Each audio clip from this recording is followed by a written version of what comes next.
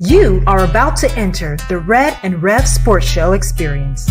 Get ready for some real sports talk from some real sports fans who were real sports athletes who have sports knowledge.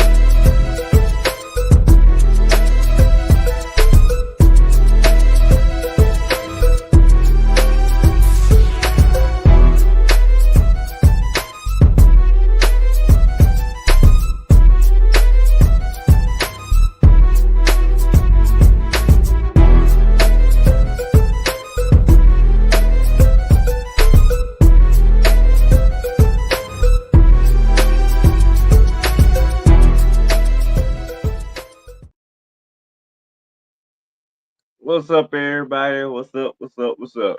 Welcome to episode 418. You know what we do. It's that time again. Well, we got a lot on tap for today's show. We got some college basketball talk, definitely. Some MLB Braves talk. Some basketball talk, definitely. Maybe a little NFL talk. But we got it all combined today. It's that time of the year when all the sports try to get combined, try to get a little headline for something. It's April, March Madness, wearing down, MLB just cranking up, NBA about to get their playoff season started, and the NFL draft on the way, baby. Episode 418. Let's get it.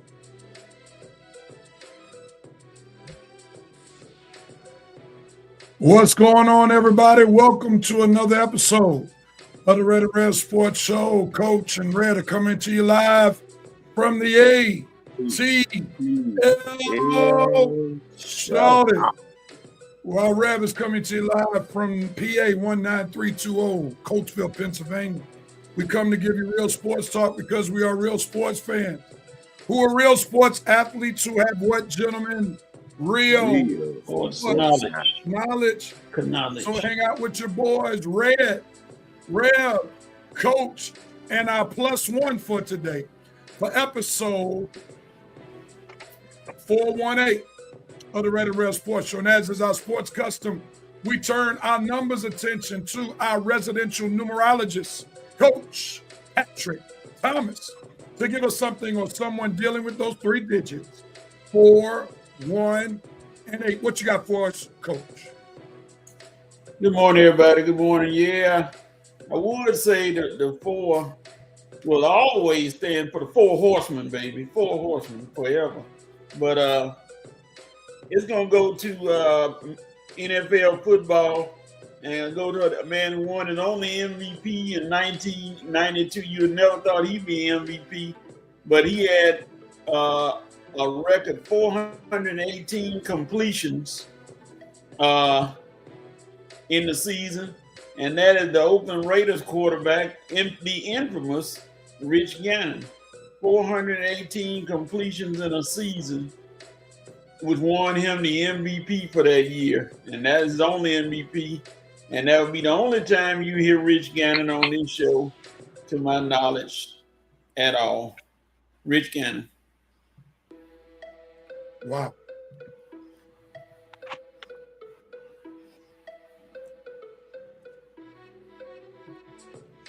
I didn't see that one coming. Red. Rich Gannon got a sighting on the Red and Red Sports Show. Your thoughts?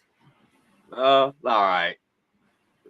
He had that one good season when I was living in Cali. But yeah. When he was a Raider? Yeah, when he was a Raider. Yeah, that one magical season till they met up with Tampa Bay. Yeah, that's right. He was the quarterback that won the Super Bowl or went to the Super Bowl, but lost to what's his face? Yeah, he put a Matt Ryan. John Gruden, right? Lost to John Gruden. All right, man. Coach, you got to realize I'm not going to just include you on the old boat. We are all getting older, and we have generations behind us, right? So when you make certain references like the 4 horsemen, you got to specifically state who the 4 horsemen were. That's a wrestling reference. But people in their 20s and 30s don't know nothing about Ric Flair, Tully Blanchard, Ole Anderson, Arn Anderson. They don't know nothing about them. They don't even know that Lex Luger was one who replaced one of Ole Anderson. He replaced. So when we make these old references, we got to make sure that we put some context so that these young bucks, if they're watching, can Google them for themselves. Yes. Yes. All right, because that 4 don't mean nothing to most folks if you're not 40 and up. All right. Before we bring in Revenant Nation, our +1 is behind stage. What's up, Ho? How you doing, sir?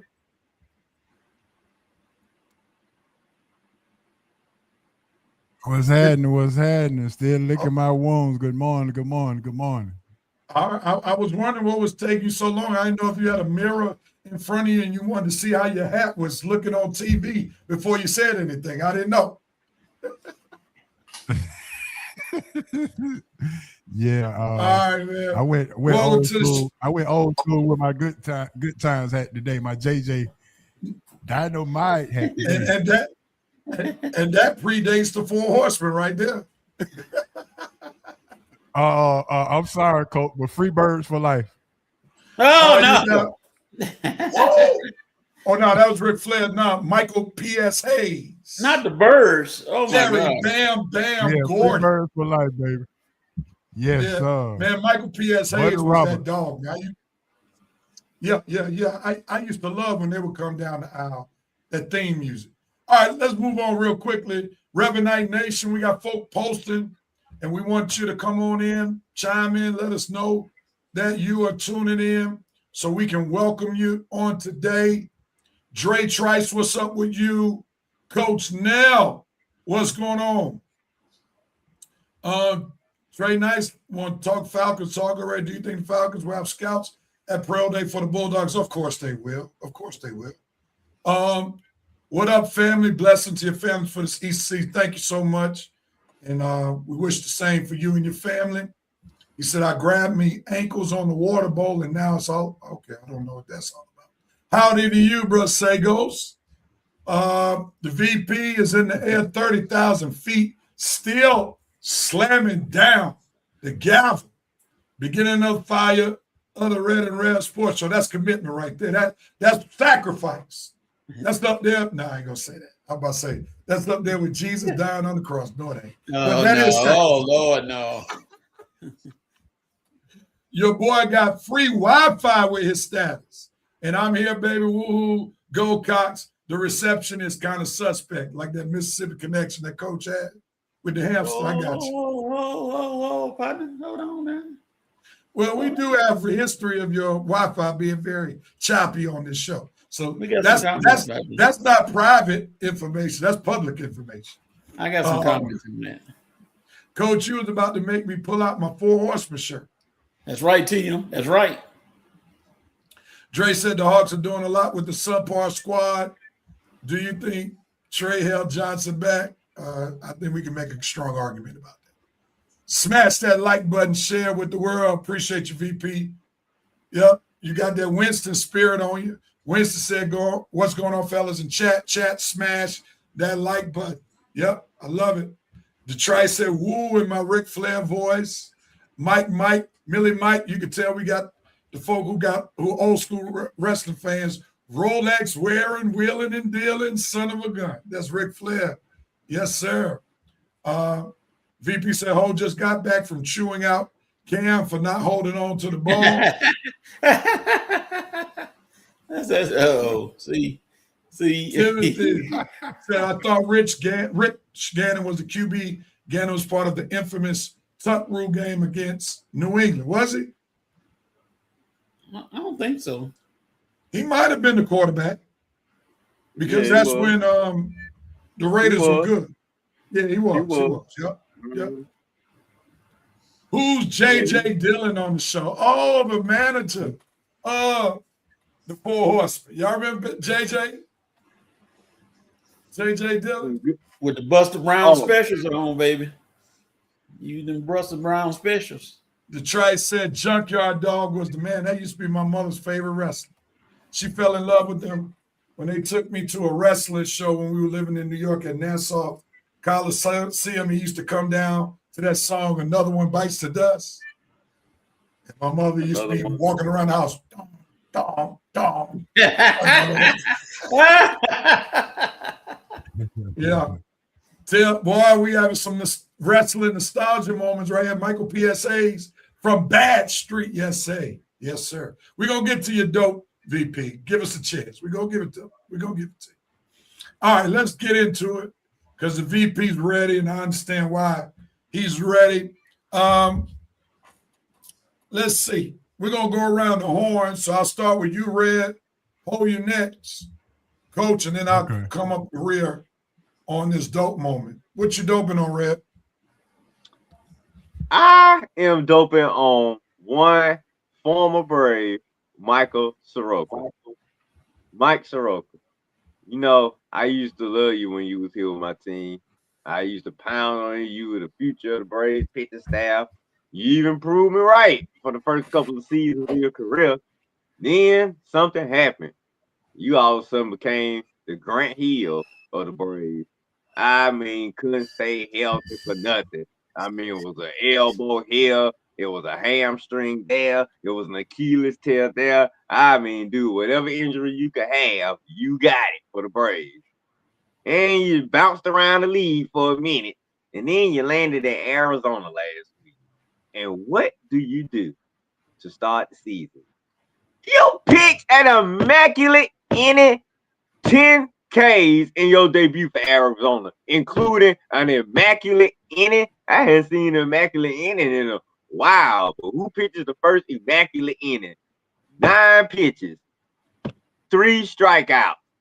Swing, swing, swing. Sit down, all 3 of you. Michael Soroka did that. Boy, why couldn't you be on my Braves right now? We need you right now, Michael Soroka. But anyway, good job. I wish you was still pitching for my team, but it was nice to see you do that because I know you have been struggling a while since you left the Braves. Nice to see you bounce back with a debut like that for your new team. Good luck to you, Michael Soroka, but not tonight. Excellent. Absolutely excellent. Ho, we coming to you, sir. You gotta unmute yourself. Unmute yourself. That's what happened when them Dukies lose, real. They forget how to talk. They don't stop. Uh-oh. Slow your roll there, Pimpin. I'm doping on the Atlanta Braves scoring 17 runs with Ronald Acuna batting under 200. The Braves are doing it with some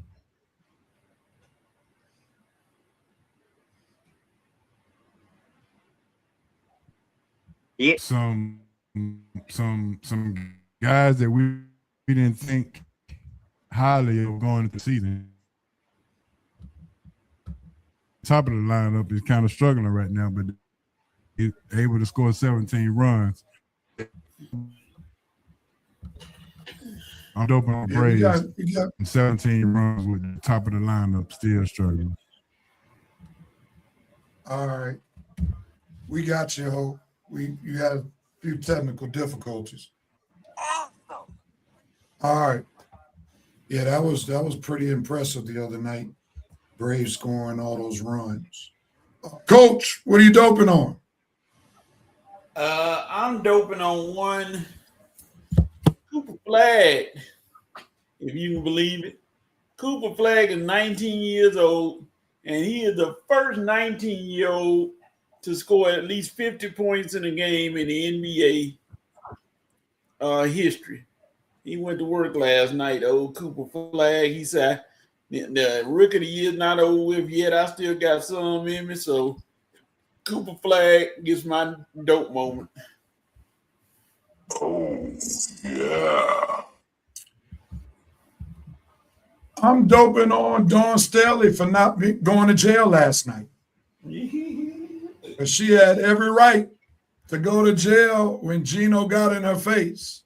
So I'm just going to keep it right there. So I'm doping on her, holding her composure as best as she could, not allowing that Philadelphia to come out of her, which I know was inside of her wanting to come out. So I'm doping on you, Dawn.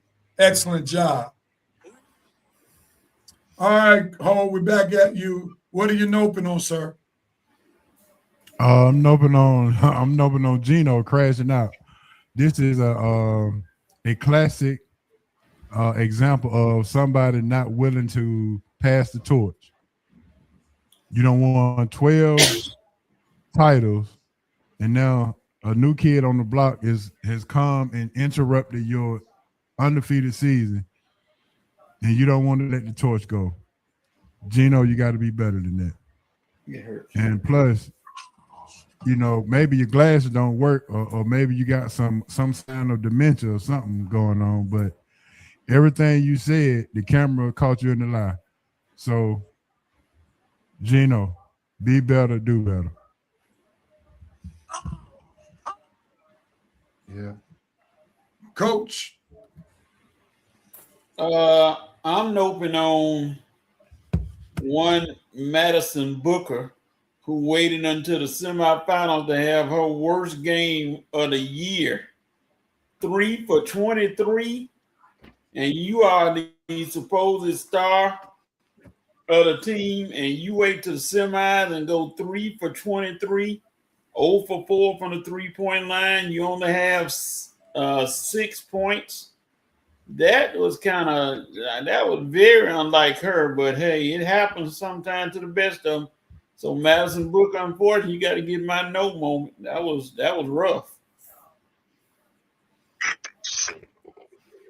Now, Coach, to your point, I don't like accusing players of throwing games, but I started a question, right? So you mentioned a field goal percentage. They're down 3 with a chance to tie the game.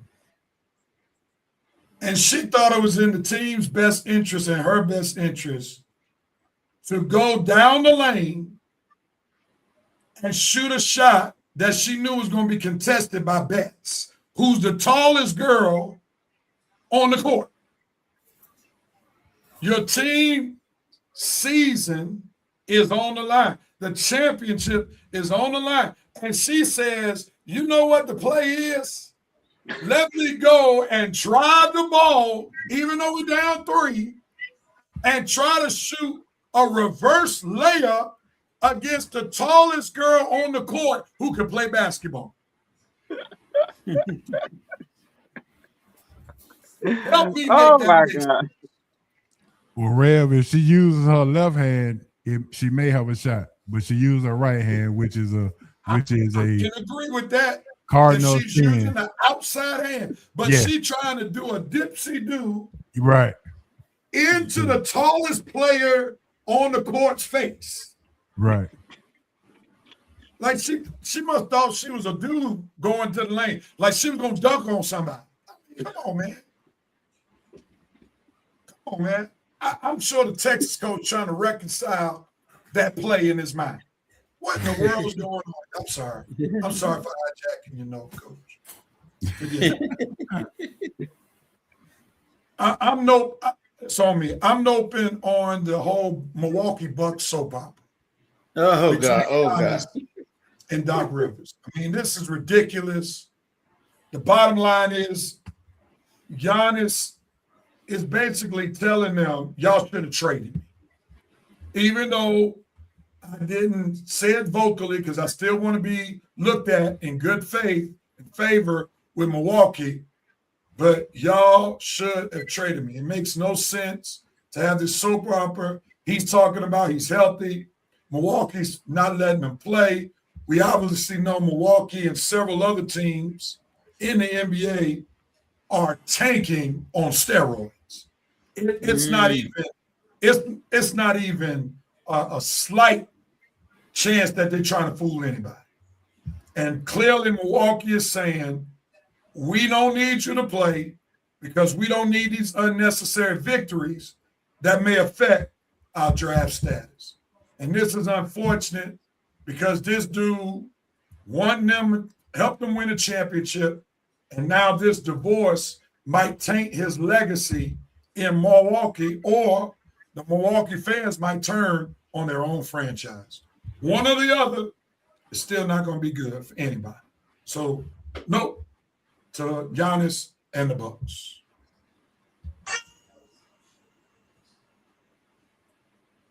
Red, what are you noping on? I'm noping on the Orlando Magic. Magic. Now, my Hawks needed you to help us out last Saturday. And what did you proceed to do? Give a 31-0 run to the Toronto Raptors. And if that wasn't bad enough, we had to play your next game. And what do you proceed to do? When you're getting the doors blown off of you because you ain't no match for my Hawks. You try to hurt where you did hurt our big man intentionally with a cheap shot foul because that's all you cheap shot losers are about. And that's what happened when you bring a big time loser like Desmond Bane over to your team. I am sick of this doggone loser and him playing my teams, man. Now, you didn't do nothing against my Lakers a few years ago, but now them idiots listening to you, you don't got my big man hurt. I tell you, I hate Desmond Bane. I hate that little punk light-skinned sucker with every fiber of my being. I hate Desmond Bane. And in mention of that, I hate the Orlando Magic for what they did for my guy, Jock Landale. the best big man we got right now, because Double O look undersized, but ain't no good. But anyway, note to the Orlando Magic for being Bush League with my Hawks, and it didn't help you because we blew you out anyway, just like we did on Magic City Monday, because you ain't no match for us. And Bush League went note to you for, allowing a 31-0 run, the biggest run in NBA history. Note to the Orlando Magic, and hurry up and get this season over so I can come on here and say dope to the Magic for firing the head coach, whatever his name is, Jamal Mosley or whatever. Mosley Park looking SOB. Get out of here. No! No! No. All right, Coach, it's on you. Revenant Nation, we're coming to you right after this. So post your note, dope, and cope moments. Coach, what are you coping with? Wow. I'm coping with Luka Doncic.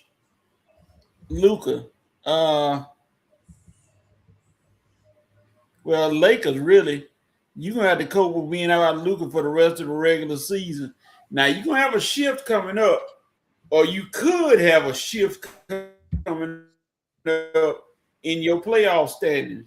You could drop from 3rd to 6th, but this is going to tell to see if you're that kind of team that can do without your superstar guard. So I'm coping with the Lakers to see if they can finish the season out and then get Luka back for the playoffs and see what happens. But they're going to have to cope with playing without him.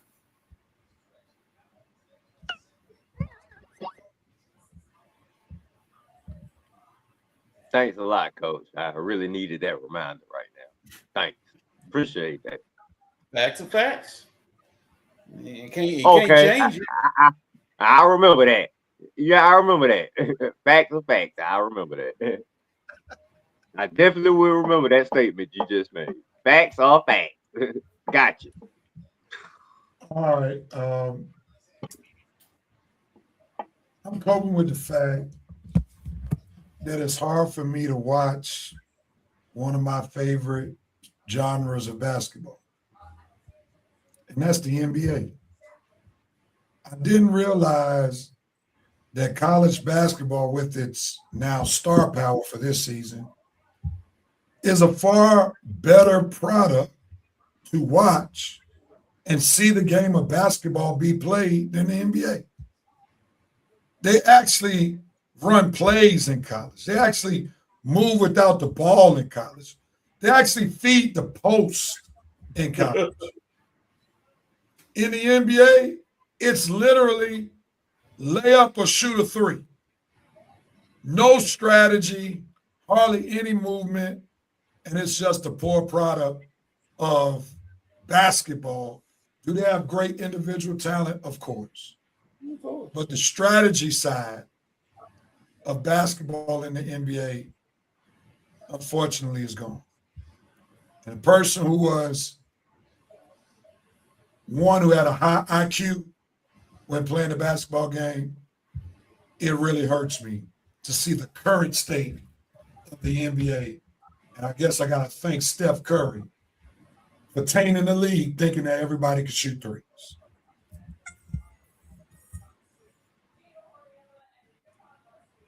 Red, what are you coping with? I'm coping with, well, not me, but I guess the NBA players. I guess I'm coping with the NFL salaries to the NBA salaries. Cause like Jaden Ivey gonna get paid his $10 million salary, while Stephon Diggs he ain't getting no money at all. It's just crazy that NBA players can do all they little messing up or crazy off the field stuff and still get their money at the end of the day. And some NBA collective bargaining agreement like NFL players. I mean, they sometimes they don't even mess up. Sometimes teams just ready to move on from you. And guess what? No money, no nothing. Out on the street looking for another job again. Man, life of a. That's why I tell folks, NFL players cannot live the life like NBA players. NBA players have way more guaranteed money, way more leeway than NFL. Man, I don't know how NFL players try to live big time money, and until my career is over with, I'm not even trying to spend too much of my money, because NFL, to me, they looking to take more of your money than to give more of the money. Where the NBA will pay you sometimes to go away. Yeah, you get salary guaranteed, just get them on up out of here. So, like I say, NFL players, maybe it'll do you good if you just don't be friends with NBA players, man. That'll help you out right there, because they ain't gonna do nothing but create a lot of jealousy, because you can't live that baller lifestyle like you really want to live with that NFL non-guaranteed money. Unless you like a quarterback or something, you got steady income, unless you just know you one of them great players. I'm sorry, that NFL lifestyle, you really got to live check to check. You got to be smart with your money. You got to be great money manager. All that stuff, like I say, that's why they had these NFL symposiums, because they really teaching you, hey, NFL not for long, and neither is these paydays. So that's what I'm coping with. Thought it sounded better when I was writing it up this week, but anyway, that's what I'm coping with. All right. All right, I'll round this thing on out. What are you coping with, sir? I'm coping with something that Coach would love. The fact that Duke would not have another Player of the Year candidate coming into the fold next year. The streak will end after this year. So I'm coping with the fact that we would not have another Player of the Year for the third year in a row. Wait a minute. Why you think I like that?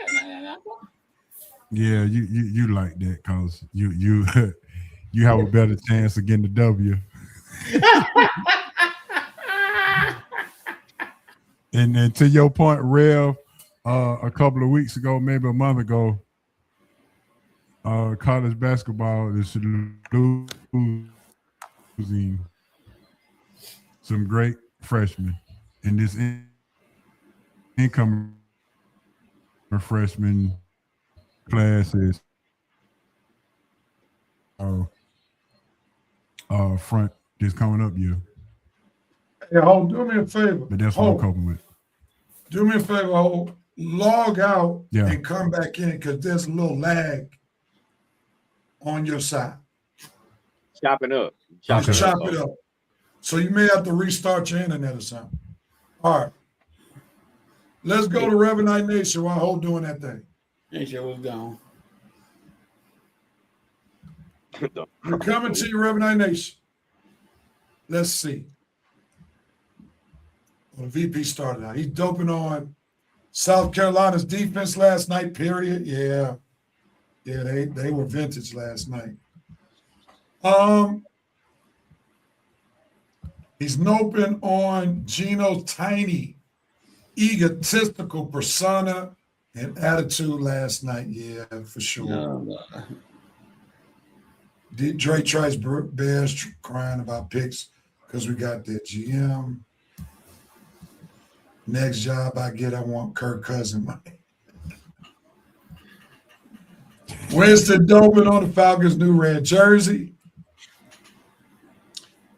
He's also noping on Kirk Cousins signing a 5-year, $157 million contract, which is obviously a 1-year, $20 million contract. Still finessing people, I see. He's going to the Business Hall of Fame. There's no doubt about it. Winston said Gino looking like a complete fool last night. BTA, hold that L for me. Yeah, that was his coat moment. Let's see. VP said the Philly came rising out of dawn last night. She had to express like a mother, big time. Timothy said, no, how's Kirk Cousins' agent?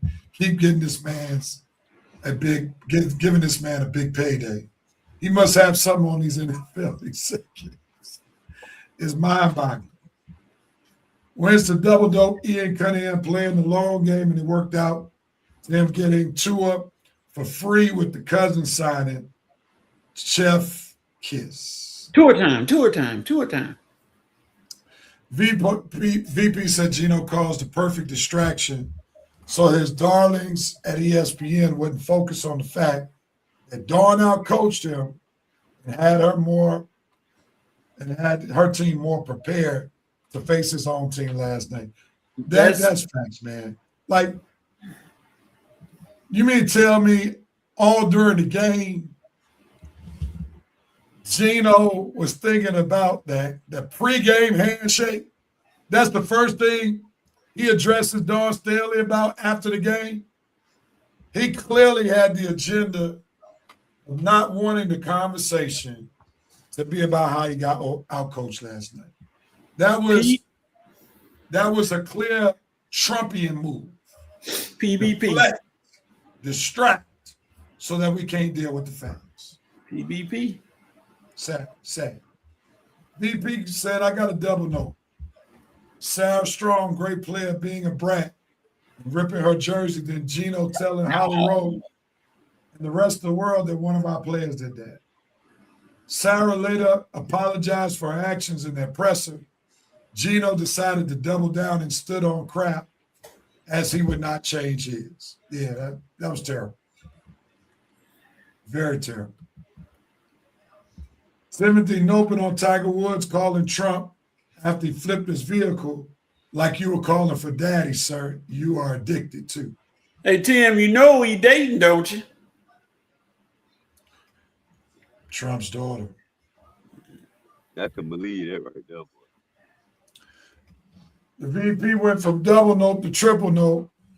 Since winning the men's and women's game, have you ever heard of a coach complain to the reporter on how the opposing coach was talking to the reps?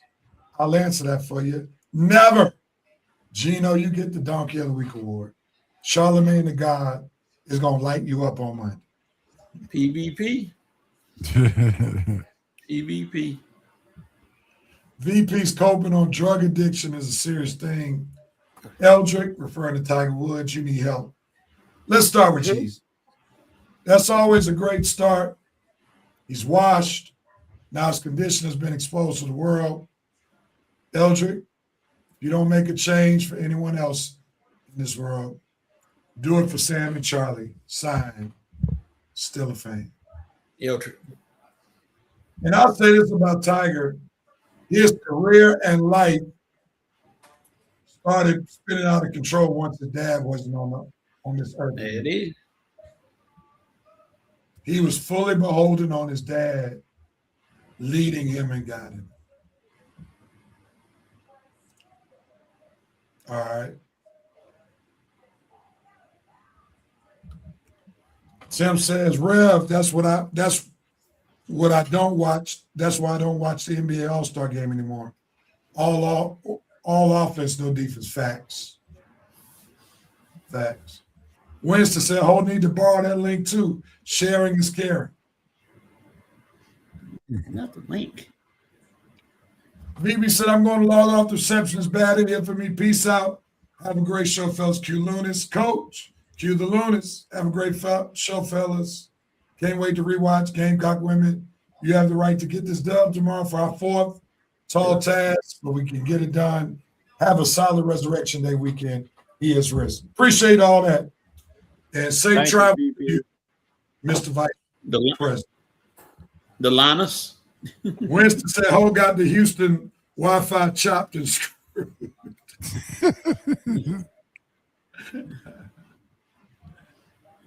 My man got that chopped and screwed internet. See. They own you, Ho. Yeah. Matter of fact, I'm gonna go listen to Paul Wall new song after the show. All right, thanks, Reverend Nation. Noping and coping with us. We're gonna jump into this NCAA. We gotta start with the women first. They played most recently. Also, we'll give Ho a chance to. I don't know if he has any triggers, because when we start talking about the men's game, he might get a little upset for what took place last weekend. So we're going to give him a chance to, be prepared, get whatever triggers he may have ironed out before we start talking about the men. But anyway, South Carolina did what many people didn't think they were going to do. And they beat UConn. And really, the game wasn't as close as the score even said, because South Carolina imposed their will on UCLA. So, Coach, I'm going to start with you. Initial thoughts about South Carolina beating UConn, and then also you gave us some conversation about Texas, UCLA. If you want to add anything regarding that game, feel free to do so. Go with it. Let me jump on some people real quick.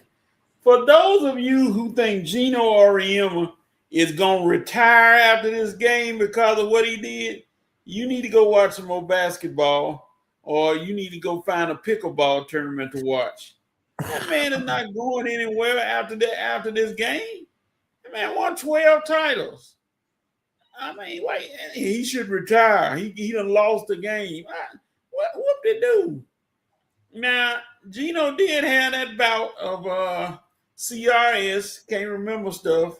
So that cost him at the end of the game. And I was wondering what he was talking about. But basically, all it was PBP, pressure bust pipes. That pressure got to Gino. Dawn simply pulled a crafty move. She's been preparing for this game forever. You can say what you want. She's been preparing for this game ever since they got blasted last year in the championship game against UConn. She's been waiting on this game, and that's been her goal all year, to get back to this game, to hope that UConn was somewhere in the tournament so they can get to. And she ran her game plan to perfection, and Gino was not ready for what happened to him. Now, I saw where the fouls were. South Carolina shot 20-something free throws. Gino shot only 6. Well, if you're not shooting that many three-pointers, well, that's why your free throws not going to be that much. You shooting all the three-pointers and missing them, South Carolina was going to the hole. So there's another disparity in my. But overall, Gino got outfoxed. The old fox got outfoxed by Dawn Staley. So that's that. Everybody gonna be talking about it all day. They need to do like Dawn Staley. Dawn Staley right now is focusing on winning her national championship. She don't want to hear any question about Gino, Mino, Sino, Evil, or whatever. She don't want to hear nothing about it. She want to hear about winning the championship. That's what her focus is. That Texas UCLA game, I don't know if you can call that defense, but I guess you can, because it was both teams playing heck of a defense. Because when you hold Madison Booker to 3 for 23, obviously something going on. And like Rev said, that shot she took, that was way off her mental game plan. She was totally unhinged. And Corey Close decided for UCLA, she had her game plan down pat too, and put it to use against the great Vic Schaefer, who's another great coach. I mean, all these coaches are great, but just who had a better game plan. And she took that game plan to Texas and took their best play out and ended up winning the game. So UCLA, South Carolina, going to be a defensive battle. I hope if you like offense, don't watch this game, because it's going to be a heck of a defensive battle coming up again, because you got two of the best defense. You got Betts with the height, and then you got Raven Johnson with the speed on defense. So get ready. It's going to be a good close game. That's for sure. All right. Red, give us your men's tournament thoughts. On the men's game? I'm sorry. Women, I'm sorry. Well, I probably should talk about the men, because I honestly, man, I didn't even watch this last night. I be forgetting when they on. And my girl Noelle and Hannah got taken out last week. So, I mean, the rest of the tournament really didn't interest me too much. It's sad to say. But it seemed like South Carolina, Dawn versus Gina, would have been a good matchup. Dawn prevailed. Gina got mad at the end. Man, I wish I could have seen some of that live. I missed all that. I was too busy focusing on the Hawks and the Braves to be worried about these girls. But hey, I mean, I'm gonna go back and look at what happened after the game. At least look at it live so I can get a better viewpoint of what happened. But like I said, I mean, 62-48. Look like UConn didn't show up. I mean, they used to score more points than this, I would think. So yeah, it looked like South Carolina put the clamps on them. I guess was just either embarrassed, humiliated, or just a sore loser at the end. I mean, man, I don't know what got into him, but like I say, I have to see for myself. But like you say, I'm glad Dawn stood her ground. I would have expected nothing less of her anyway. I mean, that she's not the type of person you just gonna pump.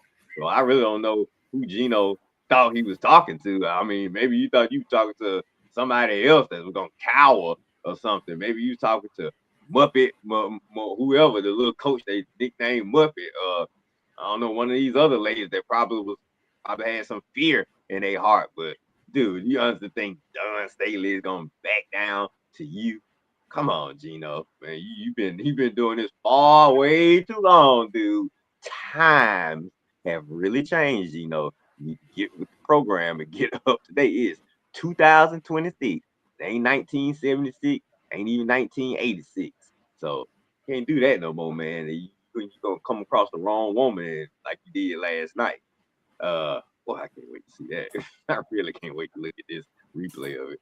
But like I say, that's pretty much what it boiled down to. I mean, Dawn Staley put in her Gamecocks. I mean, put the clamps down on UConn, and just Gino, man, you gotta lose sometimes. You can't win them all, Gino. Geez, you won them all for I swear the longest. The Lord, let somebody else win for a change. But then I guess you like, well, the South Carolina, they win all the time too. But anyway, it is what it is. The South Carolina beat UConn. Gino couldn't take it. And boy, that's about what it is. Like Coach said, it was a defense. South Carolina defense showed up, and the UConn offense they got handled. So that's what it boiled down to. And as far as UCLA, Texas, I don't know nothing about what's going on with them. So whatever Coach said about this matchup, I'll second him on that. And look like gonna be a championship between South Carolina and UCLA. And I'm pretty sure South Carolina is gonna be the favorite. So UCLA, if you want to shock the world, you better be ready for South Carolina and their defense, because as you can see, and as UConn found out, their defense travels. No doubt. Do you all have a choice ready to give in terms of who wins this women's national championship? Y'all rolling with Dawn? I am. So I don't know anything about Oh, Yeah, I think South Carolina got the momentum. Their perimeter defense is far better than UCLA's perimeter defense. UCLA just drop 6-7 in the paint, and she don't move, so she's able to affect that. So I think South Carolina got the momentum right now, and beating the undefeated team, you got to have momentum and got to have confidence at this point. So yeah, I think I'm rolling with South Carolina at this point. all right. Plus, I don't want to piss VP off anyway. Coach, who you got? Well, I mean, HO just pretty much said it. UCLA just say, hey, they dare you to come inside. They don't make no bones about it. They want you to, they force you to shoot outside. But Latson and Edwards and those girls can shoot outside. So hey, it's gonna be about, and South Carolina gonna put the pressure on. They're not changing much from what they did to UConn. So I think South Carolina is ready to win another one and continue to establish Dawn Staley as one of the top 3 coaches of all time. Can we get Raven some flowers as she was checking Strong, Fudd, and the point guard? She was she guarded 3 different defenders, and even when she went out with 2 fouls, South Carolina was still able to maintain their defensive presence. So it was led by Raven, but it was continued and contagiously done by the rest of the team as well. Yeah, she's definitely the glue of the team, the heart of the team, and I'm glad that it looks like her finish is going to be much greater than her start in South Carolina.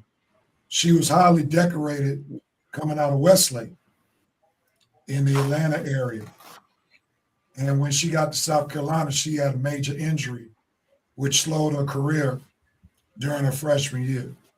So it's good to see that her leadership is showing up and showing up. And you know who got to be feeling the worst right now? Say it.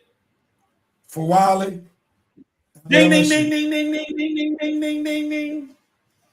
She thought by combining with FloJ, she would be where South Carolina is now. And you're supposed to be this dog. And Woo! South Carolina replaces you with the girl from Florida State. Woo. And now they're competing for a championship. And for Wiley, will just have to hold on to the championship she won her freshman year. I mean, Wow. for Wiley's house, every time I think about my partner from Carolina, for Wiley's mama's house is 10 minutes from South Carolina campus. Right there. And you go to LSU thinking it's going to get better. Yeah, that's the story about that grass, baby. That grass ain't always green on the other side. You had a championship. You stayed with, I mean, with her, with this group right here for South Carolina, oh man, that would have been a cakewalk. Yeah. Winston said Dawn would have folded Gino if he would have pressed the issue. Gino been coaching women too long. His emotion showed last night. Unmanlike. I like it. I like it. Did y'all should go to TikTok or Instagram and see the film where Dawn literally said, I will kick Gino's ass. She did. She did. And she said it multiple times. Philly. She's like, I will kick Gino's, you know what? I said, good night, God Almighty. Philly's coming out of it. That's why I gave her my dope moment, because I saw that clip, and she was ready to go straight Philly on her. All right, let's start with Hope. Let me turn my hat down. Let me turn my hat down. No, you're gonna go like rerun. Ho has never been on the show when we've done this. Red, I need you to get ready. You know what to do. Coach, I need you to get ready when we do this. So we know Ho's a great Duke fan. Unfortunately, they heard this music playing in the background after the young boy from UConn hit that game-winning shot. Fellas, assume the position.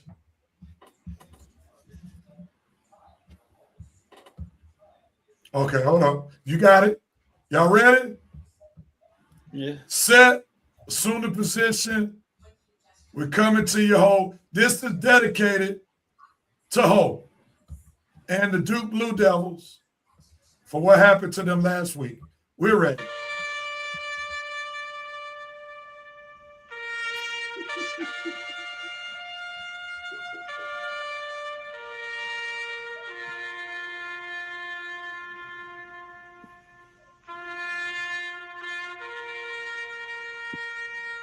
The emotion is showing. Oh, we had to do it to you. We had to hit you with the taps. Your team is officially dead for this season. Now, how are you coping with that loss? How did you, okay, run us quickly through your emotions as a true Duke Blue Devil fan in those 7 seconds where they were looking like another victory, and then all of a sudden they got defeated. Your thoughts? Well, I asked myself, well, what's the rush in trying to get the ball over the half court when you can't get a 10-second violation because there's only 10 seconds left in the game? What's the rush? Just hold the ball, go to the free throw line. Whether you make it or not, they have to go to the length of the floor. And Shai, why didn't you call timeout to get your guys together to at least have some kind of game plan? Because it looked like it was just, I'm gonna let you grow through this. And it didn't end well. And I'm actually surprised I still got my TV functioning. But after that, I'm like, okay. So I went in with all of the words that Rev don't like to be used. I said all of those things, and after about a day or two, I realized after going to my spiritual group on Monday, it kind of got me back in a very emotional settlement. And I thought to myself, if John Shire coached at Wagner, will we be talking about this? He happens to be on the greatest stage with the greatest program, so he got to grow in front of everybody's eyes. So I backed up off of Shire for that reason only. But then I said, but when you took the job, you knew this was coming. The expectation was already there, man. Yeah, when you took the job, you knew this was coming. And then, and to top it off, you're gonna lose an assistant coach who actually was the offensive guru for this year's team. You losing him to Belmont. So now, not only you're not gonna have the player of the year coming in next year, you got to replace your offensive guru who's leaving for Belmont.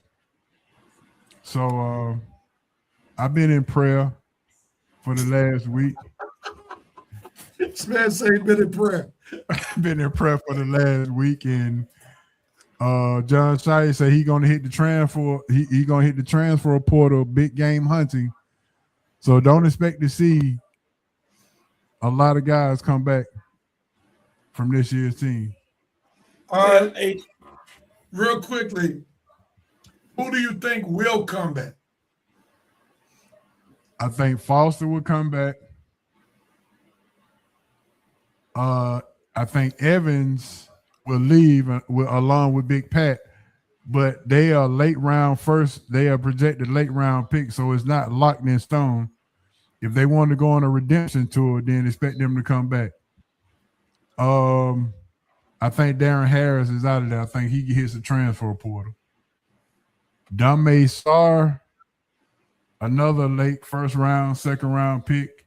I think he needs to come back to improve his 3-point shooting. And what about Caden Boozer? Yeah, he'll be back. So somebody threw this out, this idea that his big brother, who's touted to be a top 5 pick, may decide to come back to help resurrect his baby brother, his twin brother's right story at Duke. Yeah, it's it's a good story if you want to believe it, but it's not going to happen. Now, the only thing I push back on is this: we know they're not broke at all. Their dad got millions, so that's documented. Then they get paid in college. now, legally. Right. They already got commercials together. So there might be a slight chance that he comes back, but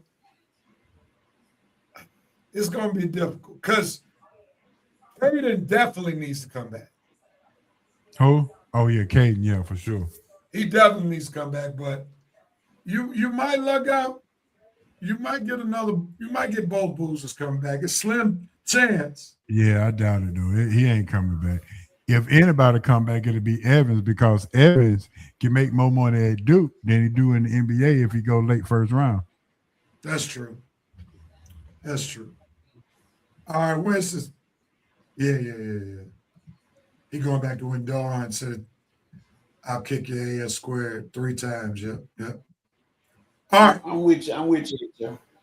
Oh, I appreciate you, man. Stepping up, taking the bullet, and being a trooper, talking about your team. Because I'm sure as much as you talk about Duke, you've been talking about them ever since you've been associated with the show, either in Reverend Night Nation, on the screen. You were a trooper, not running, not hiding when your team lost. So we appreciate that. Now, and you can ask Coach. I wore my Duke hat Wednesday, and I wasn't running and ducking from no smoke. I couldn't find it this morning, so this is what I had to roll with. Okay, all right. Well, your decision with the hat was on time since we had a bit of nostalgia starting the show with the Freebird, so that was right on time. Absolutely. Yeah, I have to. Hey, Real. Yes.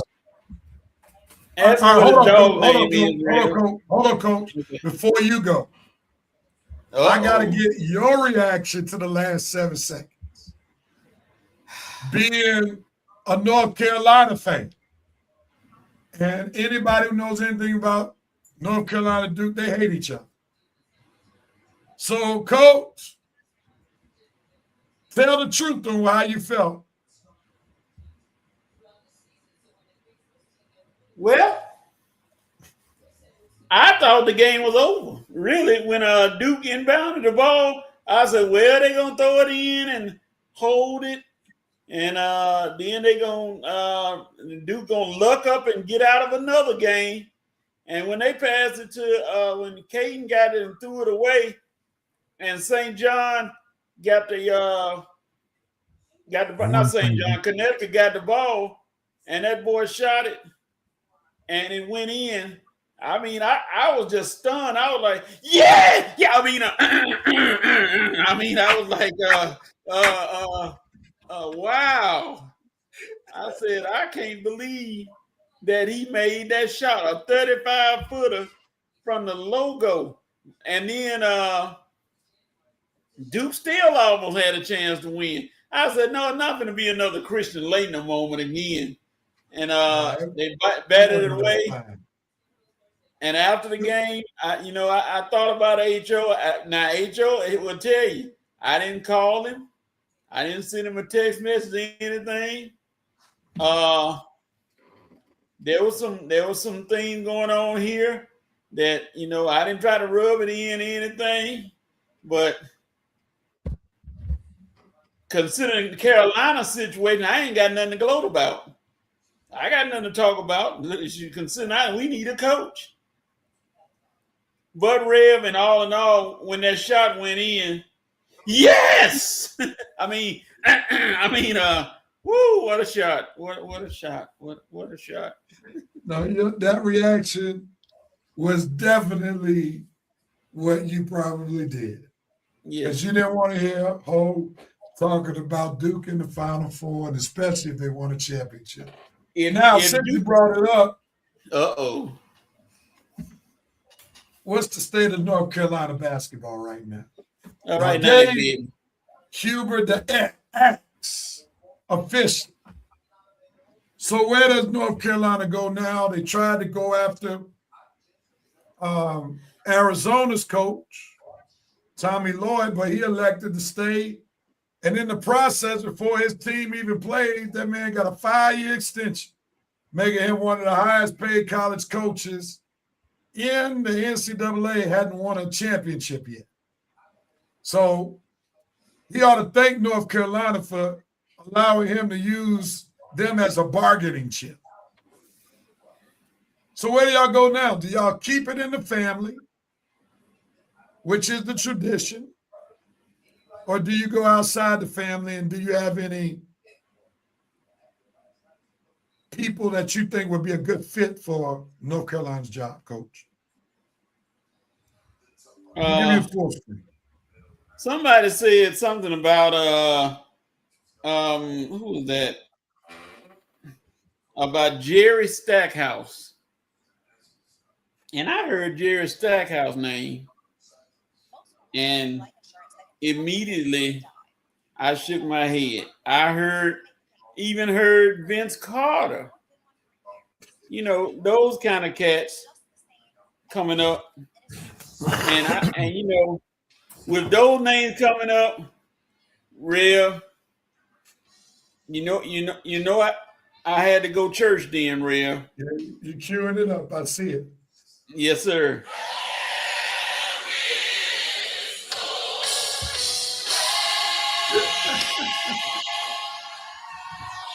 I knew you were going. I knew that's what you were doing when you knew it was put your coming. head down, you were queuing up the church. You knew it was coming. Yeah. I think the coach for Purdue is high on the list. I forgot his name. Matt Payne. Yeah, Payne. He's Payne. on the list. No, and the coach from Illinois, his name is Surface. Because they haven't If got he wins the championship, he ain't leaving. He already got he's his not going dream anywhere. job. He already got his dream job. It's gonna be Billy Donovan. Let's just call it what it is. You think You Donovan? think it's gonna be Billy? Yeah, because he not going back to the Bulls. The only problem with Billy, man, he hasn't coached in this new NCAA. See, he coached I in know. the era where they were building culture. Like, think about it. He won back-to-back. He would have won one championship if he would have coached in this era. It would have been a good chance that some of them dudes would have transferred. Mm-hmm. The only thing about that rep, they need somebody, a name big enough to rival Bill Belichick so they can get the NIL money back into the basketball school. Now, you know So who are else you name telling is me coming? that the Neal Collective was drying up for basketball because nobody liked Hubert? No, it was drying up because all the NIL money was going. They were trying to make North Carolina football school because of Belichick, and it didn't work. So all of the NIL money in the booster was putting their money toward. They was being fooled that Belichick would be this somehow this great coach that would bring football team and the basketball team, and they'll rise up together. But that's not the case. So you need a team that's going to be big enough to influence the boosters to put the money back into the basketball program instead of the football program.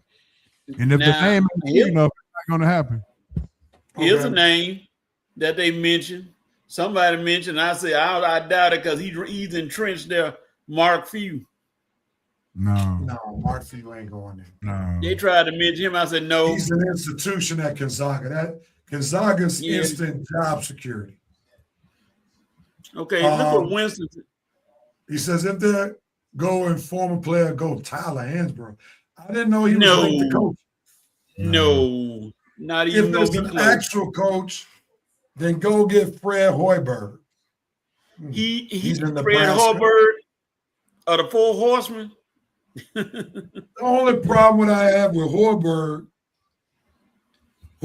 has never coached in a major metropolis. There you go. A Like big time program. Hoiberg was at Iowa State, his alma mater. Now he's at Nebraska. You're not necessarily getting the urban kids to go there. No. So that's a different type of recruiting that he would have to do that I don't know he has the ability to identify with that group of players that North Carolina is trying to get. You know who they had mentioned before he decided his thing, and I promised everybody on this panel, I would have driven to North Carolina with a protest sign myself if they had signed Bill Self. I'd been like, no, indeed. And Bill Self, let Bill Self stay at Kansas because his health is not that strong. I don't know if he could have held on to that the hype that come with that thing. No Bill Self. No sir. Stay at Kansas, Bill. You good. I think that North Carolina's job is a little harder to fill than what a lot of people probably anticipate. So it's going to be interesting. What's up, Harry? Thanks for tuning in. Winston said, and he never will if he doesn't get an opportunity. And Hoiberg just won Coach of the Year. You want to right the ship, go get an actual coach. But okay, yeah, Winston. but Hoiberg. If you go get any coach, you go get the coach from Iowa, Ben McCullum, where he wins everywhere he goes. Everywhere he goes, yeah. If you're going to get an actual Winston, coach, then that's the coach you need to get. And Yeah, because Hoiberg, I just don't see him being there. He does not fit North Carolina. yeah, and HO, could you imagine him pulling that only 4 players on the court in North Carolina versus Duke game with that crowd in there? Man, they'll ride. Yeah, They'll ride in that place. If he made a mistake like that, they'll want his job immediately. That's too much pressure for him. No. Mm-mm. All right, let's shift gears. We've talked Duke, we've talked North Carolina, and here's the reality. Neither one of them going to be playing tonight. So let's go to the teams that will be playing tonight. Short takes. Let's get your Final Four games picks, and then who you got winning the championship. Let's try to keep this within 90 seconds. 90 seconds. So we got Illinois, UConn, Michigan, Arizona. Who wins those 2 games? And then from the 2 choices that you make, who wins the national championship? I'm going to start with you, Coach. Who you got? Illinois is going to give UConn a game, but Hurley has been to the dance in the last few years 2 out of 3 times pretty much. He knows what he's doing. So I'm going to go Hurley to beat Illinois. And then in the Arizona-Michigan game, Bloodbath City, whoever survives that one, the other side going to have a win. I think it's going to be Arizona because I think their perimeter game is better. Well, no, I ain't going to say that because Michigan got a good perimeter game, but I'm going to go with Arizona, and I'm going to go with Arizona winning the whole thing. Coach has Arizona. Who you rolling with? Believe it or not, I had Arizona winning the whole thing before we even started the tournament. I had Duke and Arizona in the championship game, and I had Arizona to win it. So it's not going to change today. I got Arizona beating Michigan, and I got Illinois beating UConn. Illinois is just too big, the tallest team in the nation. So all that Terrace, the big boy for UConn, all that he was doing, it won't happen against Illinois. Illinois got Stojakovic, and they got Keaton Wagger. So, and they got a decent senior leader in point guard is Boswell. So yeah, Illinois, Arizona, championship game, Arizona wins. Arizona wins because Clutch Sport is representing 3 of their players. And what a better way to go out with Bryce James winning a championship. So Clutch Sport will have some influence. Arizona. Not Bryce. Now, hold on. I got to take issue with your final statement to your conclusion. I don't know how Bryce James got into the picture when he's redshirted. He's still gonna get a ring. Well, you won't be a key card to the ring. Yeah, he won't be a key card to the ring, but that's not what the media is gonna say. They gonna say Bryce James got a championship. Those of us who pay attention to basketball will say Bryce James didn't even dress out. Agree. I agree. I agree with you. But you know how this clutch sport thing goes. So you saying the spin doctor is going to be in full effect? Listen. They already gave Bryce James credit for recruiting Boris and Corey Peak because they are both with Clutch Sports right now. Well, that might help in terms of his association to Clutch. Sure, but it's going to be interesting. I'm All just right. Wentz said the hater. You're No hate. I'm just saying. Bryce James won't have any part of tonight or Monday's game if they get to Monday. Now, Ray, I'm Yes, sir. confused. How can you hate on somebody who ain't done anything? You say the hate is real. What exactly has Bryce James done to be hated on? I see people keep using this word hater so loosely. I'm just like, dog, to be hated on, you have to actually do something that is warranted to be hated on. You just can't say, oh, they hate. Well, I got haters out here. You ain't done nothing. What have you done to have haters? Who will hate you? Who will hate Bryce James because he red shirted, because he not playing? Oh, they hate him because he's LeBron James' son? Oh, please, man. I tell you, these LeBron James fans really do live in their own world at times, thinking that somebody hated Bryce James, a red shirt freshman who ain't played a minute of basketball. Oh, the hate is real. They're hating Bryce James because he's LeBron's son. Man, get out of here. Ain't nobody even thinking about Bryce except for Hope. All right, coach. Let me. No, I'm sorry, not coach. Red. Real quick, I'm going to pivot away from basketball. Pivot away from college basketball to go to the NBA. And I'm going to ask you a question. Somebody got the extra device on. There's an echo. Your premise to your last rant was you got to do something in order to be hated on. Am I correct? That's right. So would it be appropriate if people would try to hate on Bronny James as a Los Angeles Laker? You said, would it be appropriate to hate on Bronny James as a Laker since you said you got to do something in order to be hated on?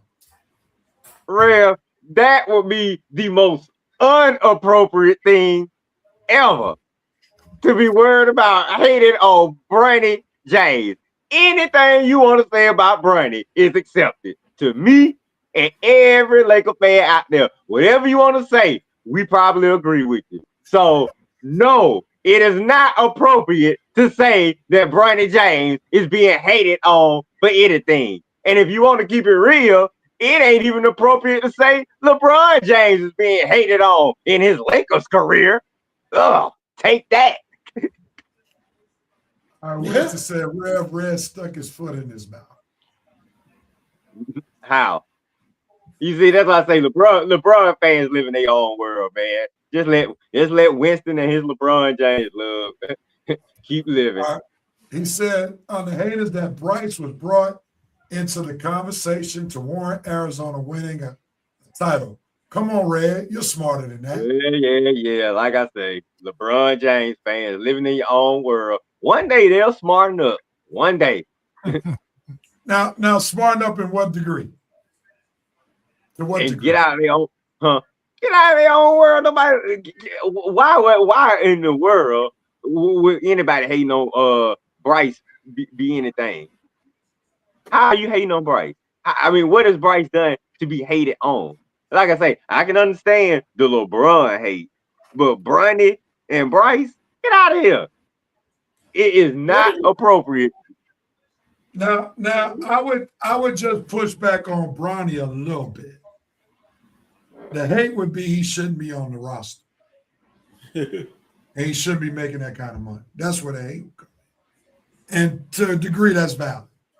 And I think that's one of the primary reasons why I think LeBron wants to stay in LA to protect his son. Because I just can't see a world where LeBron is playing somewhere else and Bronny, the Lakers going to be content with Bronny sitting on the bench doing absolutely It ain't nothing. no world. He only in the league because of his dad who needs to retire. Now, Red. He only in the Bron- league because his sorry dad still playing.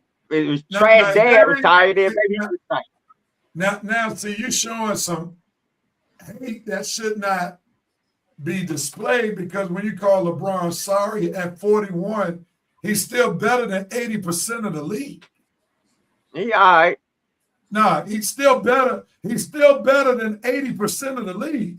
Let's at 41.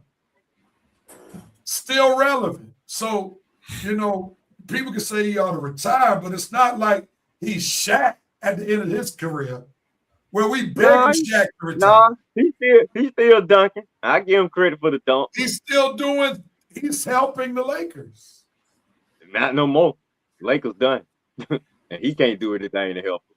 So sorry, LeBron. Before Luka's injury, he was helping. Before Luka's injury, he was all right. After Luka's injury, he ain't no good. Useless. Whoa. So you don't think he's gonna help them keep that number 3 status? Out of here. Done. Bye. See you later. Bye-bye, LeBron. It's been good. Yeah, See you in Cleveland. it's going to be shown now because Luka is out, and now LeBron has to step up to the plate. He ain't gonna step up to nothing. We done. Lakers are done. First round exit. Maybe get swept. I could go along with that, but we gotta be careful saying, LeBron is kind of basically trash. That wouldn't be accurate. Wait till after this first round series. It's gonna be worse than that. Matter of fact, I can almost be happy. Now I really get to clown him now because I know he ain't gonna do nothing to help us get out the playoffs. Yeah. Red was definitely hating on LeBron. I'm always hating on LeBron. I love hating on LeBron. Well, he just struggled that LeBron was better than his guy from start to finish. I've accepted that. That has nothing to do with it. My guy will always be revered thanks to that helicopter crash.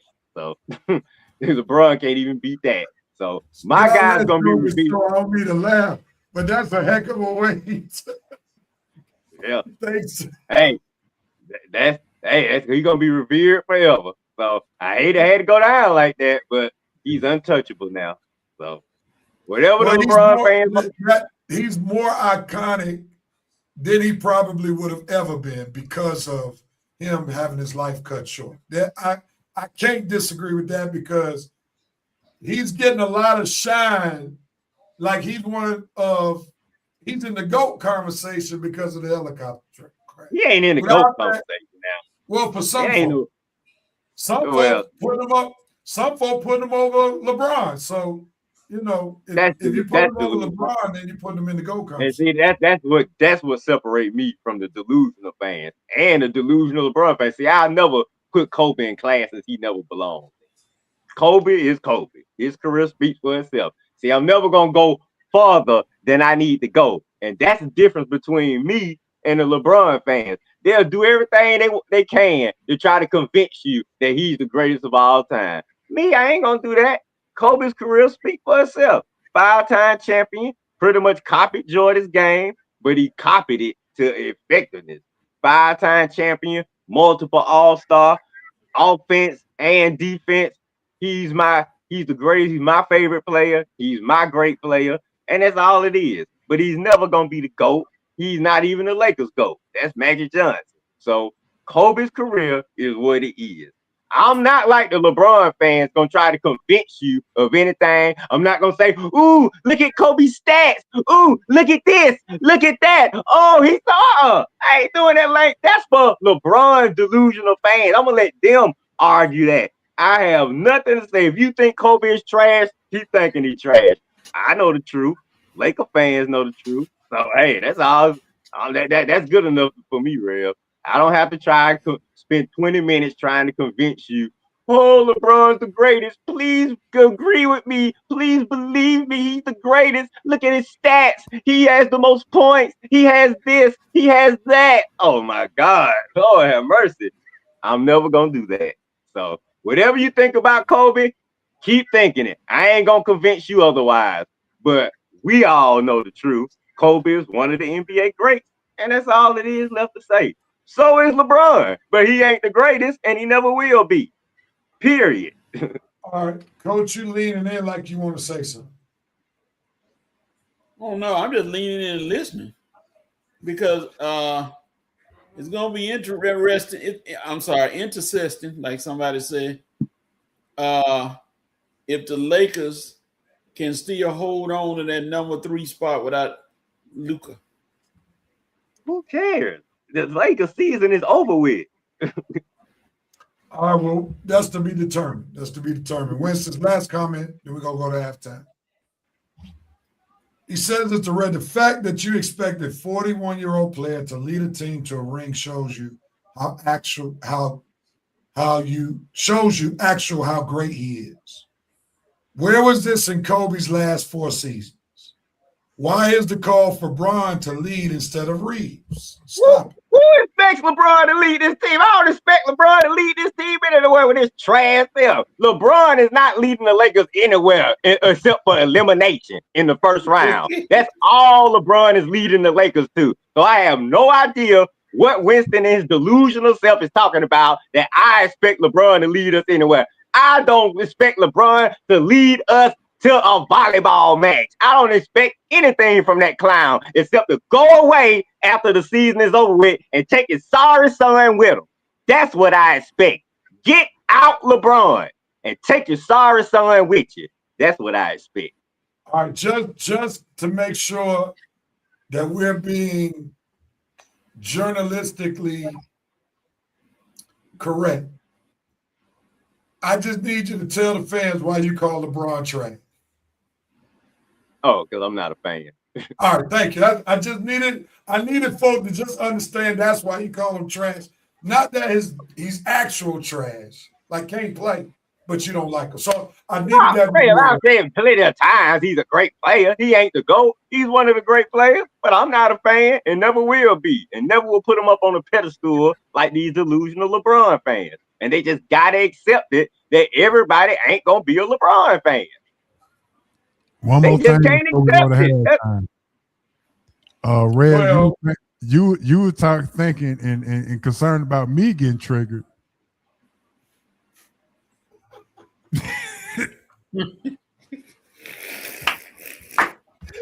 That's a great wait a minute. No, H.O., you were triggered. This is fun talk for me. You was not having fun talking about your Duke loss. I enjoy these. Well, you enjoy talking about Duke losing? I didn't raise my voice not one time. You never raise your voice. I always raise my voice. What does that make it? Well, we're gonna show some passion when we get to this conversation. Yeah, but it's definitely out of more of a jovial piece, even though there's some truth moments that he has within the jovial nature. So my question, my question, Red, is some would say that Kobe did it even better than Jordan, even though he copied Jordan. Some would say he even did it better than Jordan because of his work ethic.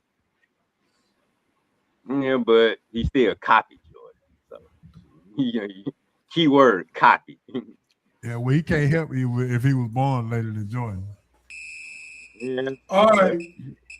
That was interesting. We went several different directions we didn't initially plan to, but it was great. You never know what to expect with the Red and Red Sports Show. It's officially halftime. We've talked NCAA, we've talked Duke, North Carolina, Kobe Bryant, LeBron James. What will we talk about in the second half? Well, stay tuned to see what's happening. As the famous commercial says, we'll be right back.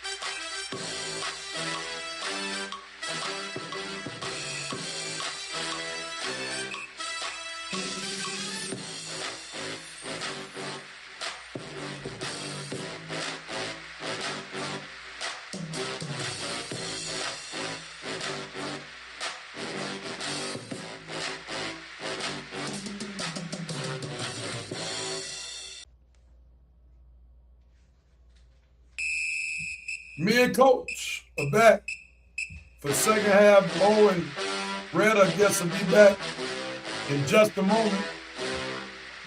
Red is back now. All right. And I guess I'll be back in just a second.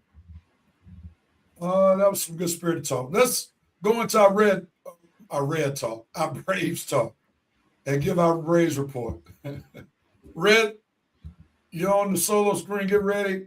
We'll be ready for your report in 5, 4, 3, 2, 1.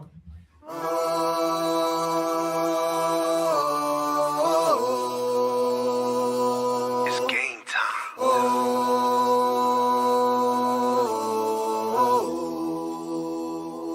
It's GT. Well, what's going on, everybody? Welcome to the Braves Report. Man, I've been so long without giving the Braves Report, so many months without giving one. I got to get back used to this thing.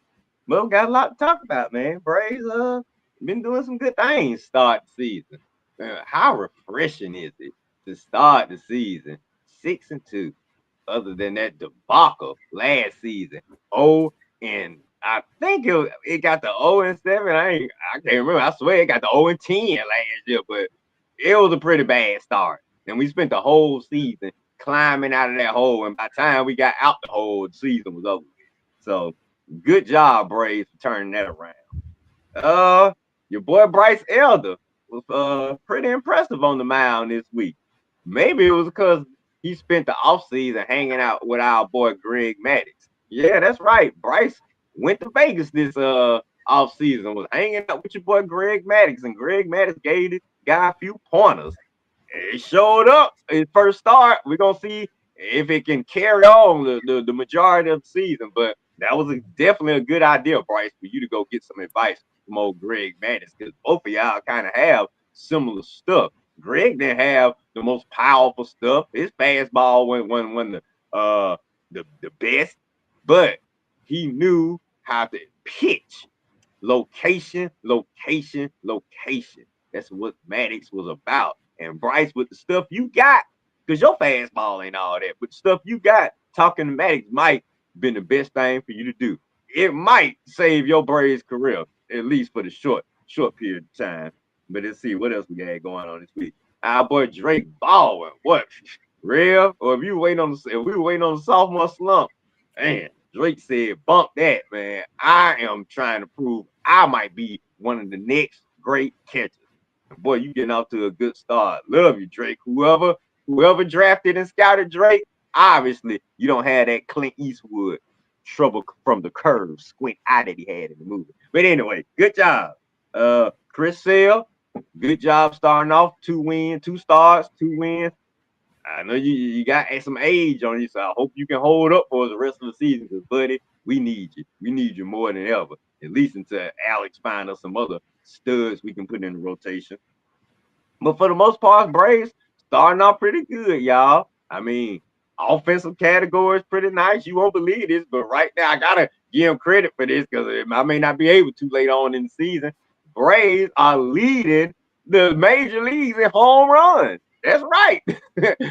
7 games? No, 8 games. Braves leading the major leagues in home runs, leading the major league in hits, top 5 in OBP, top 5 in slugging, top 5 in hits. Man, are we doing 2023 over again? We gonna see. But check this out. Let's get to the other side. Braves leading the National League in pitching. Would be leading baseball in pitching if it wasn't for them Yankees, but take the Yankees away. Braves pitching tops, a whip, tops, a small amount of hits, small amount of home runs, dominating all the pitching categories. That's your Atlanta Braves right there, doing it in pitching and hitting, at least through the first 8 games. And that is a lot better than we could have asked, especially this time last year. Because when I looked at the stats last year, I couldn't find an Atlanta Braves name nowhere near the top of anything. It was always even in the middle or at the bottom. So like I say, good turnaround for this season, Braves. Way to get the 2026 season started off on the right track. This is exactly what we needed, exactly what we expected, and exactly what we wanted. So good job, Walt Weiss. You got your Braves manager career starting off good. Maybe your new hitting coach and your new pitching coach, maybe they gonna bring some change to this. We gonna see. But like I say, 8 games, 6-2, top of the NL East, tops in pitching, tops in hitting. Our bats seem to be back again. Olsen, Albus. I know Ron Acuna got a starting off slow, but it's Ron Acuna. We know he gonna even things out. So I ain't worried about him. And this Dubon kid, I swear, I thought he could hit. He blasted a home run to Arizona last night. So man, we getting stuff from Mauricio Dubon and the other shortstop, Mateo. He hit a home run to Arizona last night. So that shortstop position, we didn't even think we was gonna have no power right there. Oh man, so like I say, unexpected things are good for the Braves. They always have some type of unexpected player. Every year is always somebody that give us something we didn't expect. Who is it gonna be this year? We gonna see. But I like how we started. 6-2, first 8 games. Playing Arizona in the desert for the next 2. All I got to say is go Braves! Oh. Whoa. Couldn't do this last year, real. Not at this time. It was mostly we were hiding our faces, boy. Your report put Coach to sleep. Oh. I'm not worried. Hey, you didn't go to sleep. That's all that matters. So you sleep over there, homie? Before I chime in, I want you all, do y'all have any feedback to Red's report or anything to add? Yeah, old Acna struggling. Acuna, Acna. It's early struggles. Go ahead, Hope. I think that I think we talked about it earlier that the Braves are doing all this with the bottom of the lineup leading the charge, and the top of the lineup is not doing anything right now. And Michael Harris is starting the season off pretty good, so I think we got something going on. I'm gonna have to step away for 1 second here, guys. I'll be right back. All right. I'm gonna say this: is it a better start than last year? Yes. Well, the difference is the competition. That's my biggest concern about getting too excited too soon. Last year, you started the season off with the Dodgers and the Padres, 2 solid teams. We start this year off with the Royals and the A's. Huge difference in competition and talent. The Royals were serviceable last year, but do we expect them to be contenders? Absolutely not. The A's are trying to hold on till they get to Las Vegas. Arizona 2 wins, they're okay.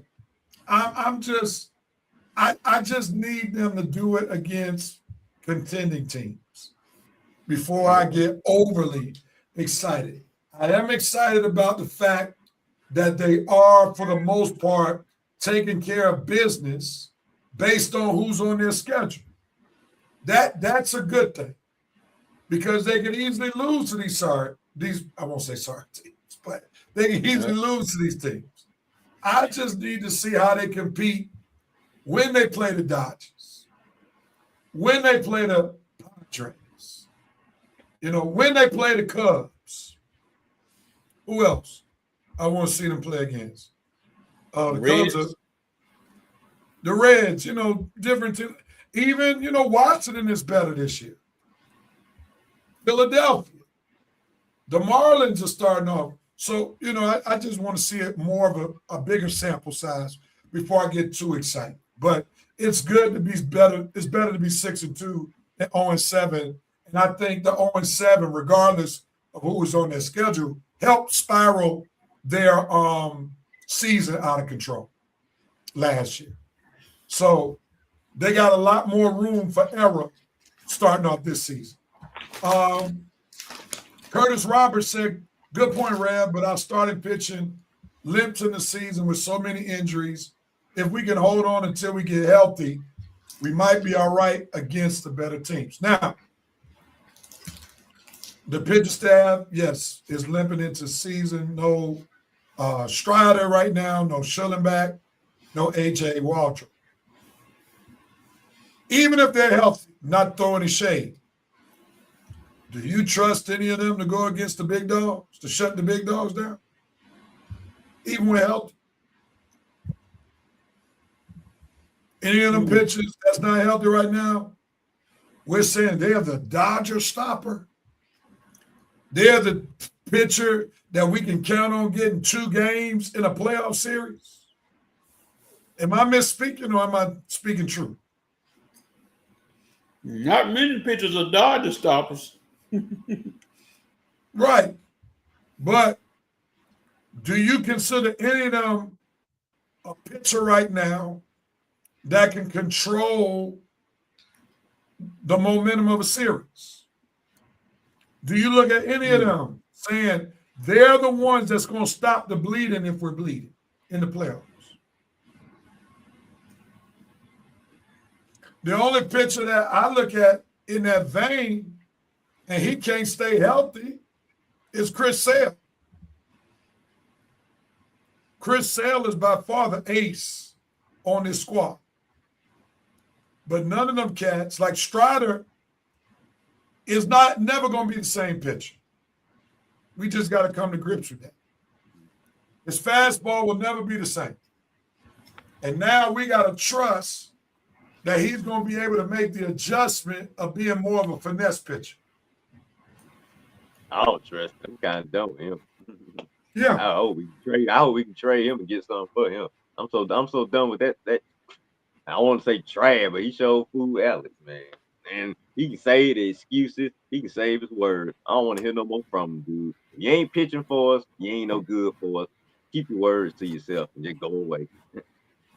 Yeah, It's like 2-3 seasons of this crap, man. It's like one season, you show it out. Now, 2-3 straight seasons, we going through the same stuff? Boy, get out of here and take your trash arm and your tired excuses with you. Unfortunately, that's one of the early signings. I know, man. AA whipped that because ain't nobody taking that lemon. No, you lying, man. But that's what he is. He's definitely a lemon.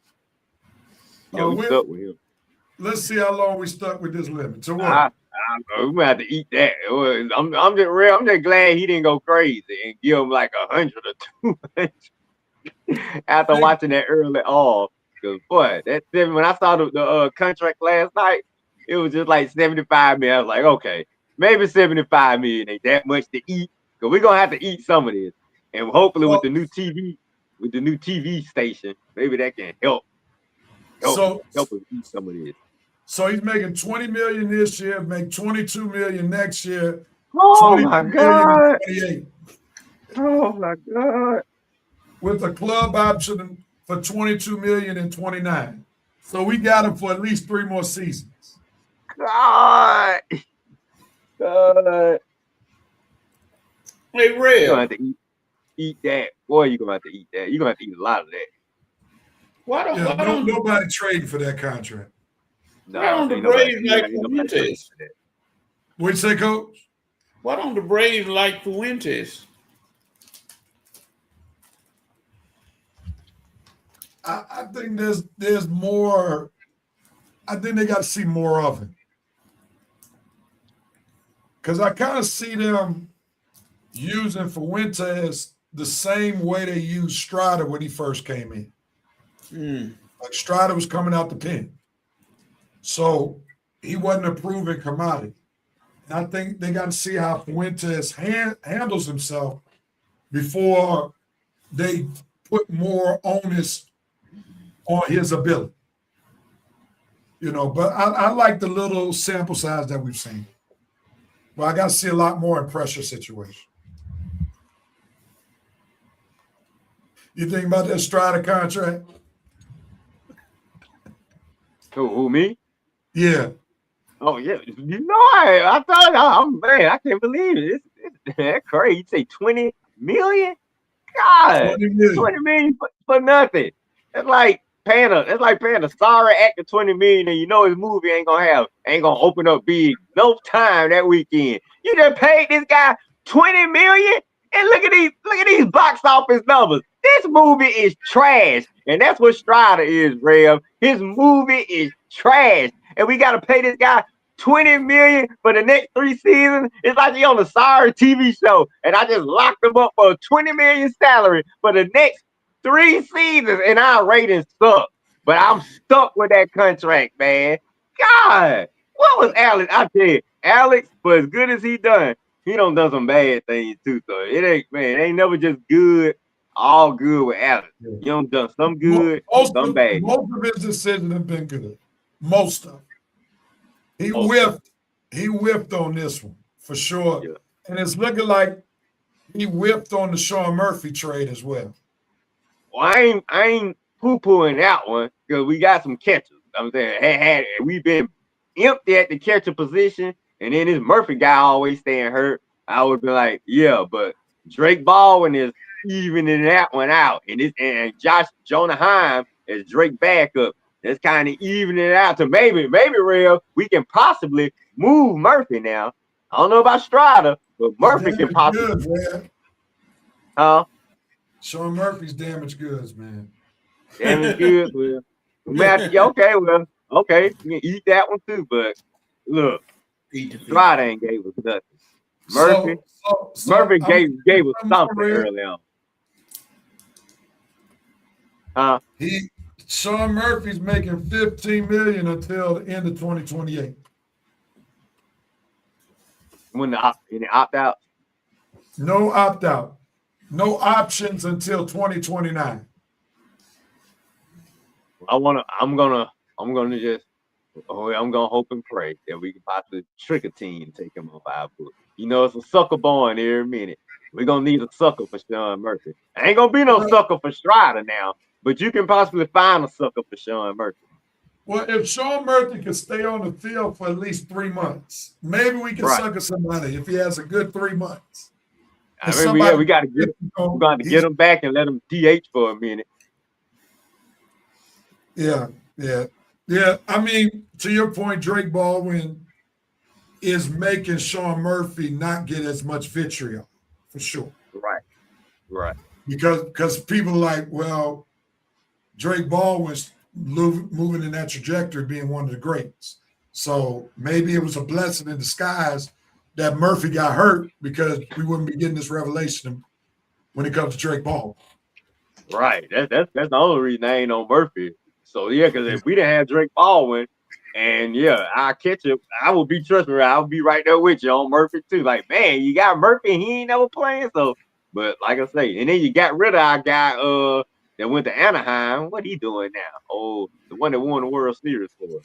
I forgot his name, but the kid that he was always coming up big for us too. The shortstop. I mean, not shortstop, but the young catcher. Who? No. That's the one they traded for Murphy. No, Langeliers is the Oakland. He's killing too, matter of fact. Right now, he's killing. Yeah, I wish we still had Langeliers. I'm talking about the guy that won the World Series.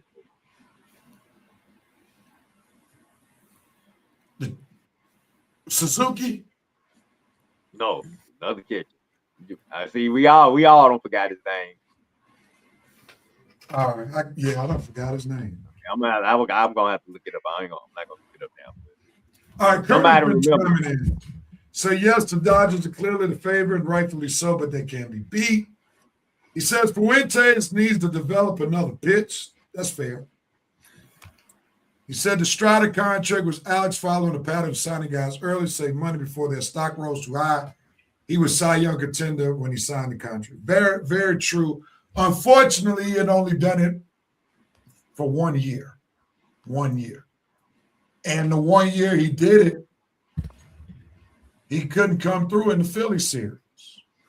So he got the contract based on what was going to be projected.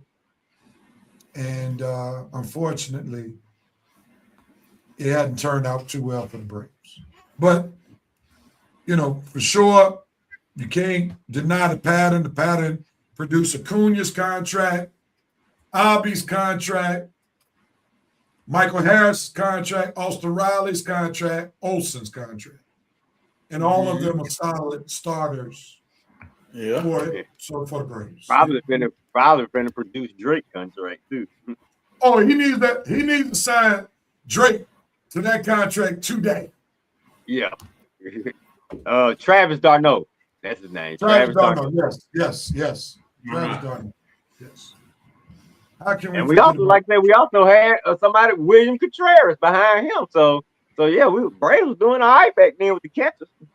Yeah, Contreras was a baller. He's doing well for the Milwaukee Brewers. Doing well. Mhm. There you go. All right, let's get to this 5 for 5. Since we're in baseball, we're going to start off with baseball. But nevertheless, this is our moment on the show where we have 5 hot topics that we plan to talk about 5 minutes. Red and Coach will both have a minute to share their feelings. Reverend Nation, I want you to chime in. We'll read your comments after they get their minute. 45 seconds, solo screen, 50 seconds, group screen. Then they go too far, we got to mute them. And then we're looking for your comments. And then if there's any time left for the good Reverend to chime in, or if he chooses to chime in, I'll do so. So the VP has done his job even while en route to South Carolina from Arizona, and will continue to pray for his travel. He told us to cue Lunas. So that means 5 on it. Here we go. The VP has done his job. Now it's time for Red and Coach to do their job, giving us commentary based on the 5 hot topics. Let's go baseball. The ABS system, the strike ball system. Has it gone too far? How is it going so far? Let's start with Red. Coach, hopefully you'll be through chewing what you're chewing in next minute. Ready? Go. Oh man, I think it's working. Like I said, it seemed to be correct because they have overturned a lot of the calls. I mean, it's a quick process. You got to tap your head up. You got to do that right away. But if you own it and you call it, hey, you can do it the whole game if you want to. Because I'm saying it's all about getting the call right. And if you follow the process, don't take too long with it, and get it right away, you deserve to have your call checked. So I mean, I know it's gonna take a toll on the umpires, especially the ones who getting a lot of their calls overturned. But hey, I'm sorry, it is what it is. You guys been blowing calls behind that plate for years and years, and you just thought, hey, nothing ever gonna change. Y'all just gonna have to live with my calls. No, we ain't gotta live with nothing now. Technology dictates that we don't have to live with it. It's technology for change, and we got change, and I have no problem with it as long as I'm holding the game. Coach, your thoughts. To quote Eddie Murphy as buckwheat, okay. Everything is fine. It looks good. It's correcting a lot of mistakes.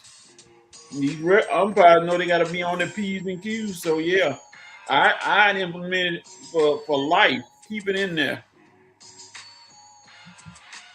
Technology has done MLB a great solid. So it really improved the play of the game. Instant replay on regular plays. That's where it started. Then it was a good point to have the pitch clock to speed the game up. Then this ABS definitely is great because it holds the umpires accountable.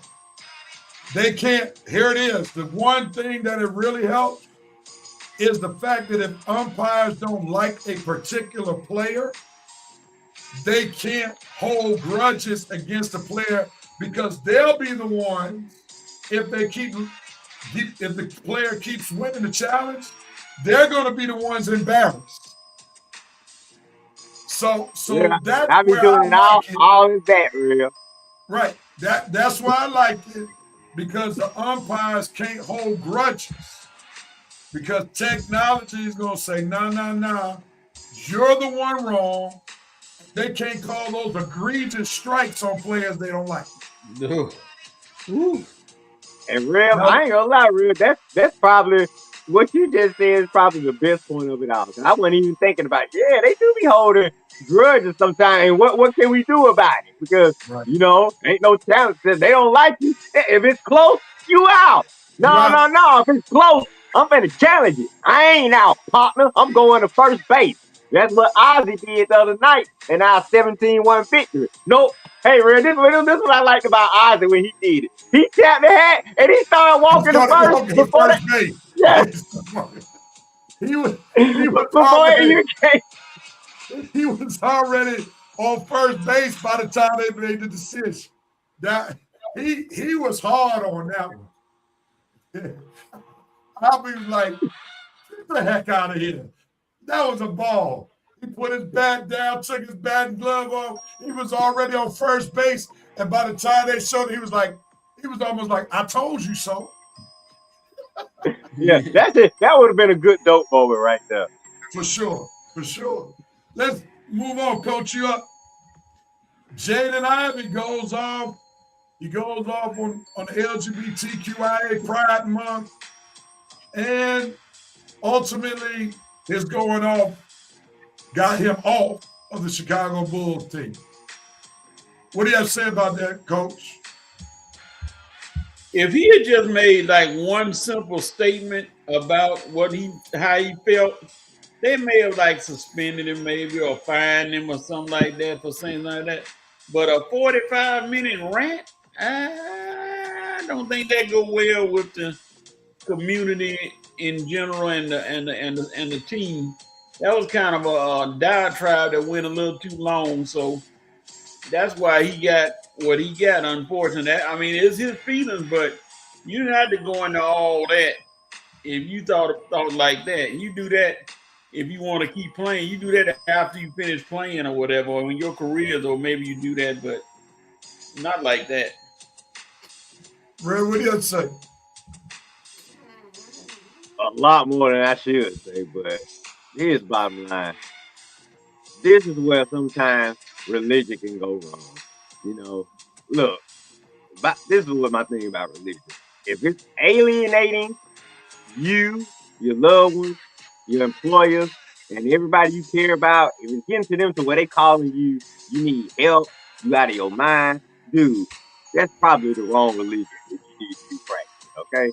Because I have no idea. What are you doing over here, dude? You alienating your wife, your employers, your family, all because you want to go on this little rant, and then you want to say, well, Judgment Day people or the truth will come out. What are you talking about, Jaden? What are you talking about? And then you going on rant about the LGBT, the alphabet community. You know you're going to take heat from that. And then, like you say, you don't got fired by the Bulls. You don't got traded by the Pistons. You don't got left and criticized by your own wife.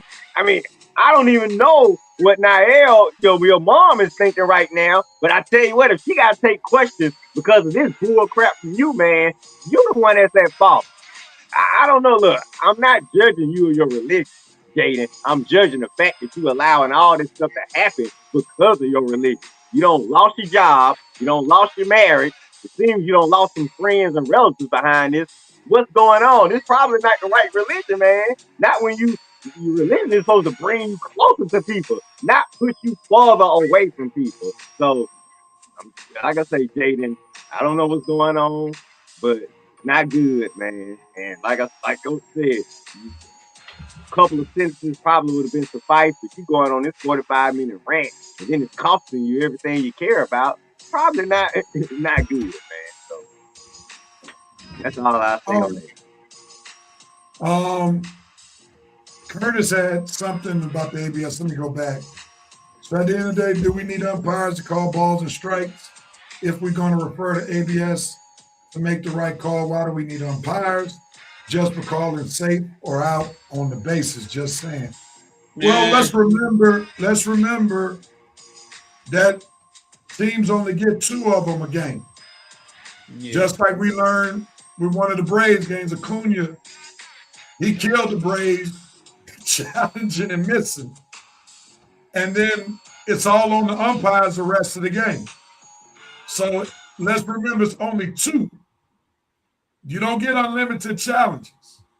If you lose That's one, it. if you lose 2 of them, you're done. So the umpires still are calling most of the game if you get the challenges incorrect. All I right. say need to give them 3, like 3 strikes, 3 outs, give me 3 ABSs, man. Come on, why y'all want to go to 2 when it's something important? Well, I think the 2 means the test, right? I think they're gonna stay. They're gonna stay at 2. I think they're gonna stay at 2. Now, Red, let me ask you this. This is what I've been wanting to ask you and Coach, or anybody who wants to chime in. What do y'all think about NBA challenges? I feel like if I win a challenge, then I keep the challenge. I mean, you get 2 challenges, but if I win them, then I keep them. I'm saying because if I use them early in the game, I might need them later. But if I won, say I use my challenges early and I win both of them, I should have 2 challenges going forward. If I win them, I'm saying I shouldn't be penalized because the referee made a bad call and I just wanted him to get it right. Now, if I lose the challenge, fine, I lose both of them.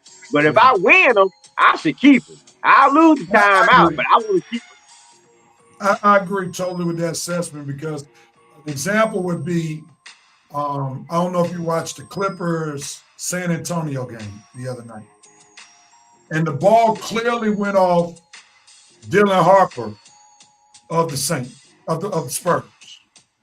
It was no doubt it went off. And Los Angeles had to use one of their challenges to get that call overturned. So now they win the challenge, and if they lose the challenge because they did 2, that's unfair to them because they had to call a challenge on an unnecessary play in the first place. Right. So that's where I see even more your logic taking hold because sometimes teams have to use a challenge against an obvious call. And they should be able to keep those challenges for the duration of the game. Let's go back real quickly to Jay Nolly. Go back to Jay Nolly because Winston had a comment. Said Ivy should have known better seeing that the NBA supports the WNBA. He was asking to get clipped. Some things are better to be kept to himself. That's a fair point. That's a fair point because we know the WNBA has a huge LGBTQIA plus population. So we already know they're tolerant. Also, they got Pride Month and celebrate. So there's no need to try to be a revolutionary when it comes to a league that already has made it clear they're liberal. Yep. So if you're going to take the money, just going to have to deal with what it is. Now, I don't like it as a fan, to be honest, where your Pride Night is forced on me if I go to the game. But I understand that's the culture. And if I'm a fan, that's what I'm just going to have to deal with because that's the culture of the league. If you really trying to push your religious belief, don't take the money. Or as a fan, don't spend the money. That's your right to combat it. Call it what it is. You gonna allow this to be support to have Pride Night and everything, but you cancel Magic City Night. Stop me when I'm wrong. Come on. Oh boy. Man, I'm just spitballing. That's all. That was fun. All right, man. Let's go. We'll come back to basketball. Well, no, we'll stay in basketball since Red kind of got us there. Red, do you need to chime in on this? Lakers' chances in the West. We'll start with you, Red. Go. Ho come in. Join us in this. All right, go ahead, Red. Go. I guess maybe you didn't hear my thoughts earlier. I can repeat them. Before Thursday night, I was feeling good. I was really feeling good, you know, because Luka was playing at an MVP level. But look, man, out for the rest of the season, out for maybe what the first, second round. If he's out for the first, look, it's just bad right there. I just don't see how we can compete without our MVP. I mean, like I said, we still got LeBron, Austin, and the rest of the guys. And I don't want to just diminish what they've accomplished this year. But Luka was playing at the MVP level, and I just got to keep it 100. I mean, no Luka, how are we going to get through the gauntlet of the West, even in the first round? Now, maybe if we can get Minnesota, and maybe if they have, because Ant-Man ain't been having his own injury issues, but I gotta really see if Luka can come back in the second round and we can sweep through the first round, we might. But even still, Rev, we come up against OKC, it's gonna be the same thing. Lakers cannot compete with OKC at all this season. If it's a chance that we squeak past the first round without Luka, get them back second round, and somebody else eliminate OKC, maybe. But from where I'm sitting, no chance right now, especially now that Luka's gone down. Hope. If the Lakers keep their third spot and they get into the playoff playing the number 6 seed and they win the series, this is going to make LeBron James' legacy grow even more. And he's going to be put to the test. And if Austin Reeves can do this, it's going to make his value shoot up a whole lot more as well. I'm not sure if without Luka they can keep the number 3 spot or win a series in the first round. Remains to be seen, but if it's done, you can best believe the LeBron James legacy will grow tremendously, because at 41 and to lose Luka for the rest of the season and to maintain the number 3 spot, I can just imagine what the media would say, along with the LeBron caravans and all of what they would say as well. But Austin Reeves, you got a chance to make this your team for now. So it's a wait and see. Coach, your thoughts? That's right. It's gonna be interesting, like I say, to see how they navigate the rest of the season. That's the key to what they got, because they got winnable games like Mavericks, Thunder they gonna lose, Warriors winnable, Suns could be winnable, and Jazz could be winnable, so they can keep that 3 spot. You know, and like I said, only team I'm worried about them in the first round if they have to play the Nuggets. I don't think they'll match for the Nuggets in the first round, but not the Timber Puppies and whoever else in that area. Kind of shaky. You could beat them, the Timberwolves and Houston. Houston don't know if they're coming or going right now, so it's possible they can get out of that first round. All right, let's see. Got any comments?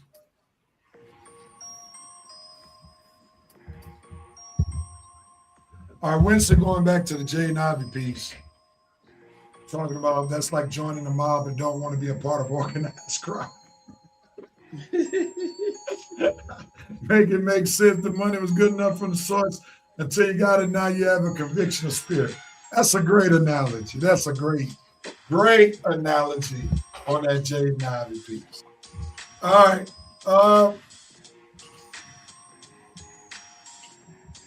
The Hawks' chances in the East. Oh, we'll start with you. We know that they have been balling out since the Trae Young trade. They are actually getting national exposure. Is this thing real? What chance do you give them to win East? What you got to say, Hope? I give them a hopeful chance to win the East. The consistency has been there, but it's been there in the regular season. the consistency has to be there in the playoffs more than anything if they want to get to the Eastern Conference Final. I'm not sure if it's Quinn Snyder's coaching or the fact that he has more veteran leadership on the squad like a CJ McCollum to kind of put players in place. And but I give them a strong chance in the first and the second round if they keep that fifth spot for sure. But to get to the Eastern Conference Final, it'll be tough. So it's a wait and see. Hopefully they do. Coach, what you got to say? If they play Cleveland in the first round, that's a walk away because Cleveland got James Harden. Harden can't play dead in a Western movie in the playoffs. So you ain't got to worry about his team. Whoever team he on, he's going to average 2 points and 5 assists. So you ain't got to worry about his 20 points and 20 rebounds and all that. He's going to fade away. Second round, Detroit. If they play Detroit, they've shown, or Boston, they've shown that they can fight with those guys. So, better chance than none. Red, what you got? Absolutely. Do they have a chance? Absolutely. They got a better chance than the Lakers in the West. I'm with Ho. I'm not really worried about any team. It's all about if we gonna show up or not. They have proven to me because they have pretty much battled everybody they need to battle and make a statement against. They played. I think except for Cleveland, they got to play them twice in the last 5 games. But I'm not where I'm pretty sure they'll win, if not both, one of the games to say, hey, we ain't worried about y'all neither. This Hawks team, if you sleep on us, you're gonna pay for it. And to me, I think we on another 2021 run. Sleep on them, and you're gonna regret it. So, yeah, they got a good chance of coming out the East because, like H.O. say, who we worried about? Detroit. We don't prove we can hang with them. Boston. We just proved the other night we can hang with them. We should have beat them both games at home and on the road. But we choked the road game away. The Knicks, the Cavs. Toronto might be the only team I'm worried about because of size. Other than that, let's go Hawks. I'm ready for this run, baby. Just keep everybody healthy. As long as we stay healthy, Rev, we got a chance against anybody in the East. As long as we stay healthy. And we need that Jock Landale back, too. But now, Quinn Snyder does concern me a bit, but that coaching. But I'm hoping he's learning some things during this run right here. Well, we gotta give him credit because the Hawks are in a much better spot than where they were earlier. So he's had to coach these new pieces. It was clear Trae Young was a defensive liability. That was the problem, which I've been saying 2 years ago, right? That it didn't take a rocket scientist to figure that out. You're giving up 30, you're scoring 30, giving up 30, you break even. So that's nothing impressive about it. The only thing that concerns me, I'm gonna turn the music down just a little bit. I'm not gonna say the only thing. The biggest thing that concerns me is that once we start going to the playoffs, star power matters. Star power gets the calls. So you put the Hawks against the Boston, they're in trouble because Boston got star power in Tatum and Brown. You put the Hawks against the Knicks. Talent-wise, athletically, they're right there with the Knicks, but the Knicks got the market and they love Jalen Brunson. Cat Towns. Even though a lot of folk are not Cat right now, he's still known across the league. He's a Kentucky boy. Jalen Johnson ain't got that kind of respect yet. CJ McCollum, solid player, don't have that respect as the guy. So that's when we'll start seeing certain things, in my opinion, not pan out for the Hawks because they don't have that guy. Star power, ratings matter. ratings matter. And then Cleveland, they might be in trouble. Go ahead. Now, to be fair, Rev, making a good point, but to be fair, the refs still be trying to jam us every night, and they still play through it. So I see what you're saying, but they usually play despite the refs trying to jam them, and they still be. But you got to remember the playoffs. We're talking about 7-game series. That's true. That's true. So I think you, Quinn. The coaching and the performances are going to step it up a notch, but I think they are very capable. Like I say, you sleep on them, you're gonna regret it. But they capable. They very capable. I'll put it like this: they're as capable as the 2008 8 seed that almost knocked out the Celtics in the first round. They're as capable as the 2015 seed that got swept by Cleveland in the last round for the finals. And they're as capable as the 2021 seed that came up short in the Eastern Finals versus Milwaukee. They're as capable as all three of those teams, in my opinion. That's fair. Go ahead, Hope. My biggest concern is Quinn Snyder coaching a 5-game series and not just a 1-game regular season. 5-game series, you got to strategize, 6, 7, whichever one it is. You got to strategize for the whole season. I mean, for the whole series. And with this group, you got to be careful in doing this. So I'm not sure if he's up to par with strategizing for a 5 or a 7-game series to win the actual series. It's okay in the regular season because you 1 game at a time and you have a schedule every night. But to see the same team for 5 straight games or 7 straight games, that's a task in itself. Now, let me push back on that, H.O. I think we're gonna save Quinn. Number one, the Hawks are the most unselfish team in the league. Lead the league in assists, and it's always a different guy showing up. I mean, you got JJ, you got Nolan, you got Dyson, but you never know which one of the other guys gonna show up every night. And I think, to me, that's what we offer more different than the other teams in the East. Most of the other teams in the East, like Rev said, they just on those star guys. Those star guys don't bring it, you probably got a chance to win. If Brunson and Cat don't show up, you can beat the Knicks. If Tatum or Brown ain't got it, chances are you're going to beat the Celtics. And you see how the Pistons look without Cade. Now, to the Hawks' advantage, JJ can have a bad night and the Hawks can still win. Nall can have an off night, the Hawks can still win.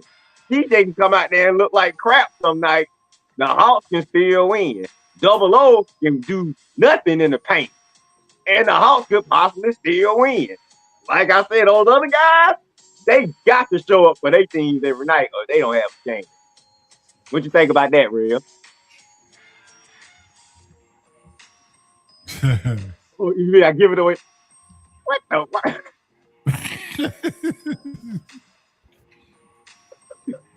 Well, I guess it wasn't just a Braves report.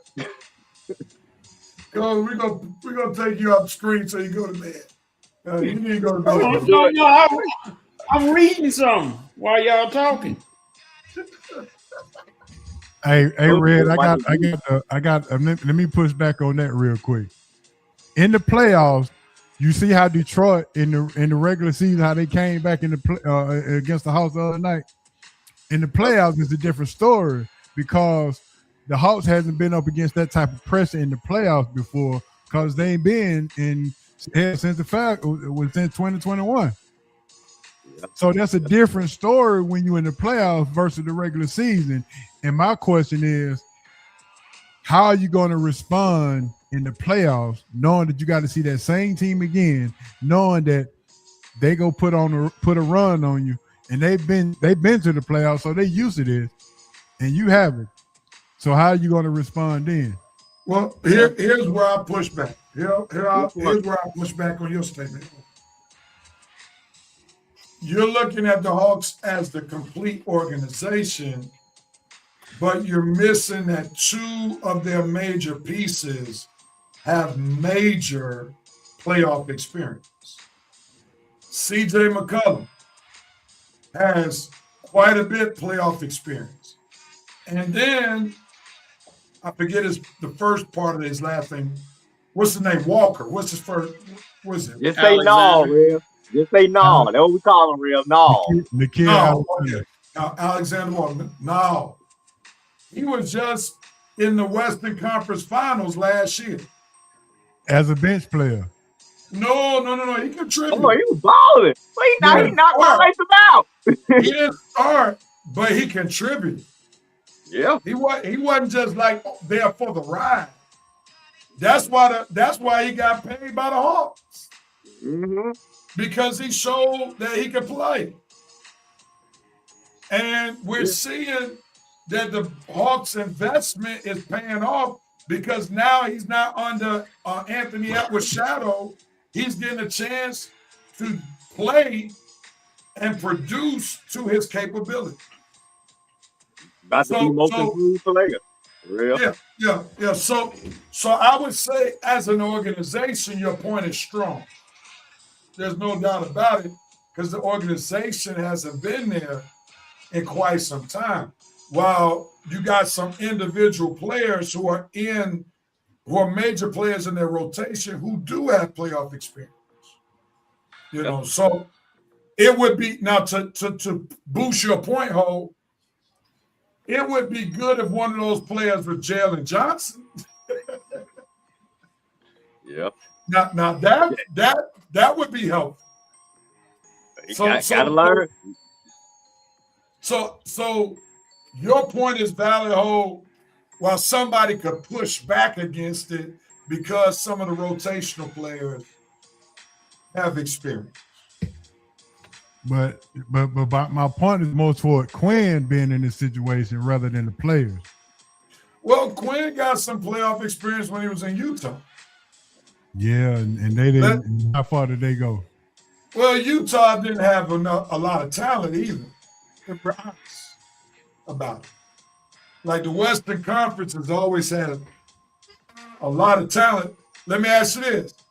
Who's the most talented player you remember playing for Quinn Snyder in Utah? Donovan Mitchell. Yeah. That's it. And That's it. They did. Now they did upset the number one seed at OKC that year and make it to the second round. So Yeah, they made it to the second round. Yeah.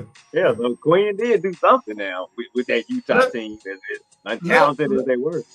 I think Quinn Snyder's getting not getting the benefit of the doubt because you got to remember most of his coaching time in Atlanta, he had Trae Young on the squad. like I don't think we can grade him in Atlanta. I'm noticing that. That was my biggest concern. Not that it couldn't happen. I said my biggest concern. But my point is, you're viewing Quinn Snyder as a concern based on most of the coaching that he's done with Trae Young as one of the players.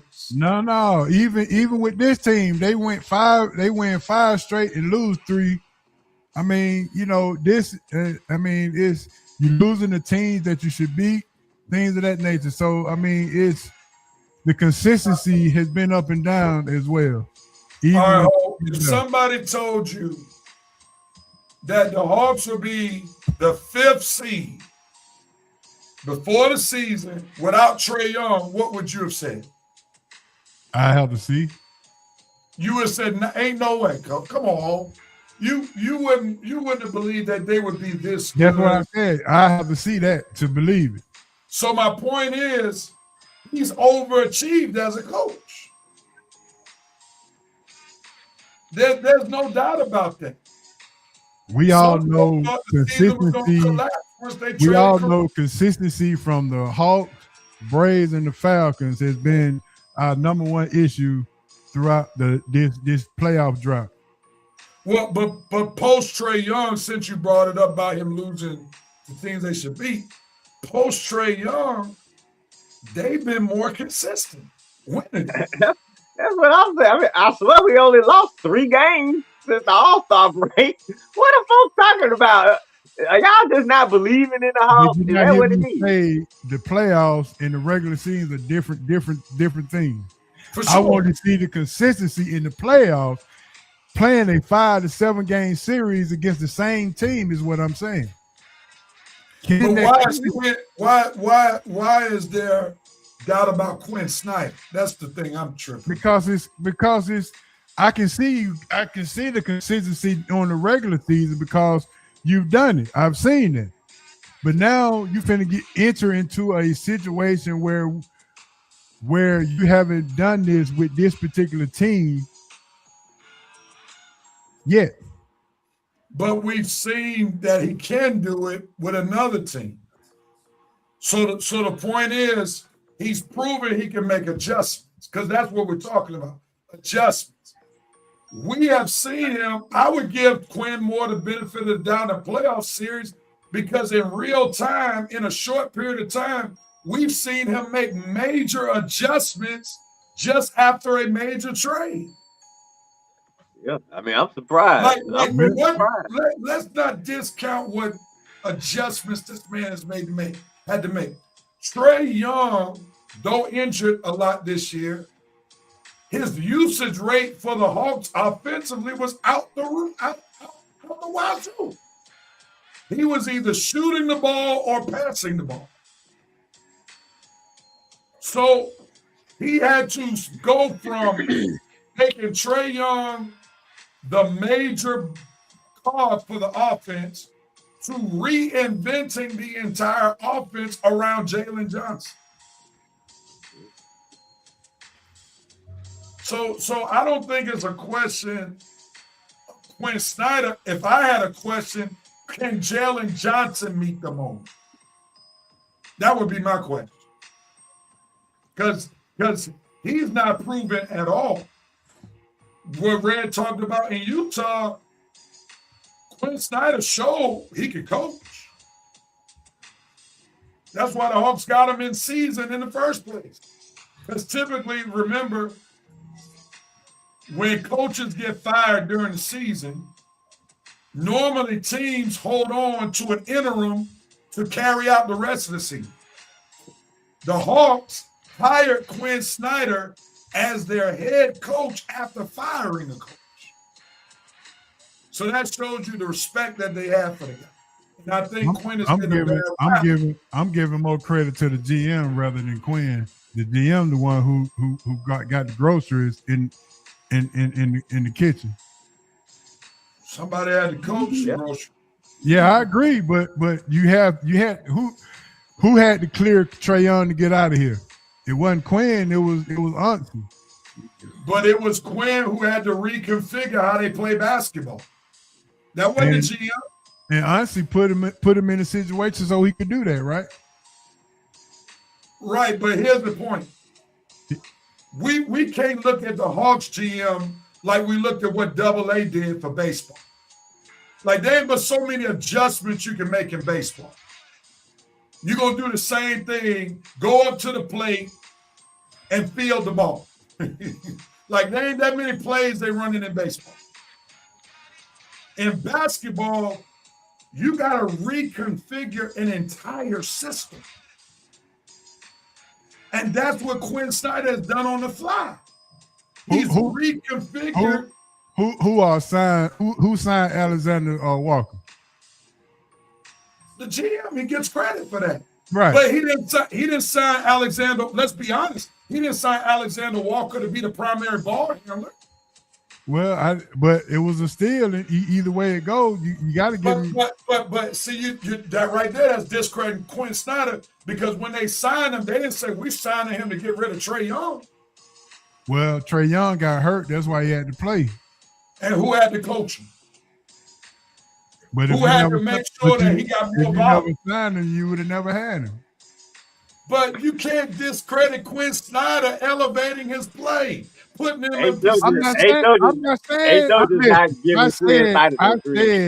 I said from the beginning, it's a wait and see.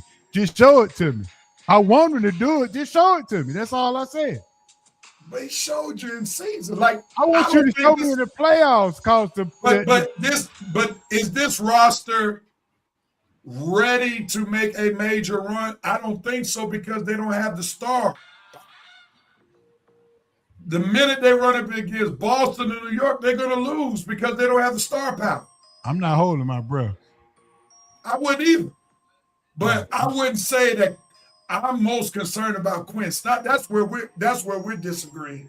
Because your biggest concern is Quinn Snyder. That's not mine. My thing is they don't have the roster. They're good. But in the playoffs, they get star power. Let me go to Revenant Nation. They've been chiming in. All right. Hold on. Did we read this? I 100% agree with Rev. Star power matters in the playoffs. We'll find out if Jalen Johnson is that guy in the playoffs. This will be a huge test for him. Alexis Hill says, hey, guys, the Hawks are on the up now. If they get one more big-time player in the draft or free agency, they will be continuous in the East to come. That's my point. Anthony Corey, we had Trae Young. It was only Trae Young and third-string players on other teams that they had as starters. Once you put a defensive-minded team, Quinn wants them to win offensively. We haven't played playoff teams, save Orlando. Any team that lost to miserably were teams that had it together. Houston, Boston, can't say the other team. That's an interesting. Well, I think we beat Boston and Detroit, Anthony. You forgot. Yeah. Not just Houston. He says not Jalen, it's Nickeil Alexander-Walker who's the man that's making the biggest difference. That can't say that Quinn is a bad HC when he adjusted on the fly without his best player, and the team is far better than what it was. That's bias instead of an objective take. You want to respond, Hope? I never said it was a bad coach. I said my biggest concern was him coaching in the playoffs with this team. So, not really. Okay. Anthony Corey said also Quinn will put a rotation of weakest defenders. CRISPR, Ricochet, CJ, knowing you got Dyson and NAW. That's not fair. Because Dyson, I haven't watched the Hawks play. I don't watch a lot of NBA basketball because I don't like the product. I watch highlights more so. But from my recollection, aren't NAW now and Dyson starters?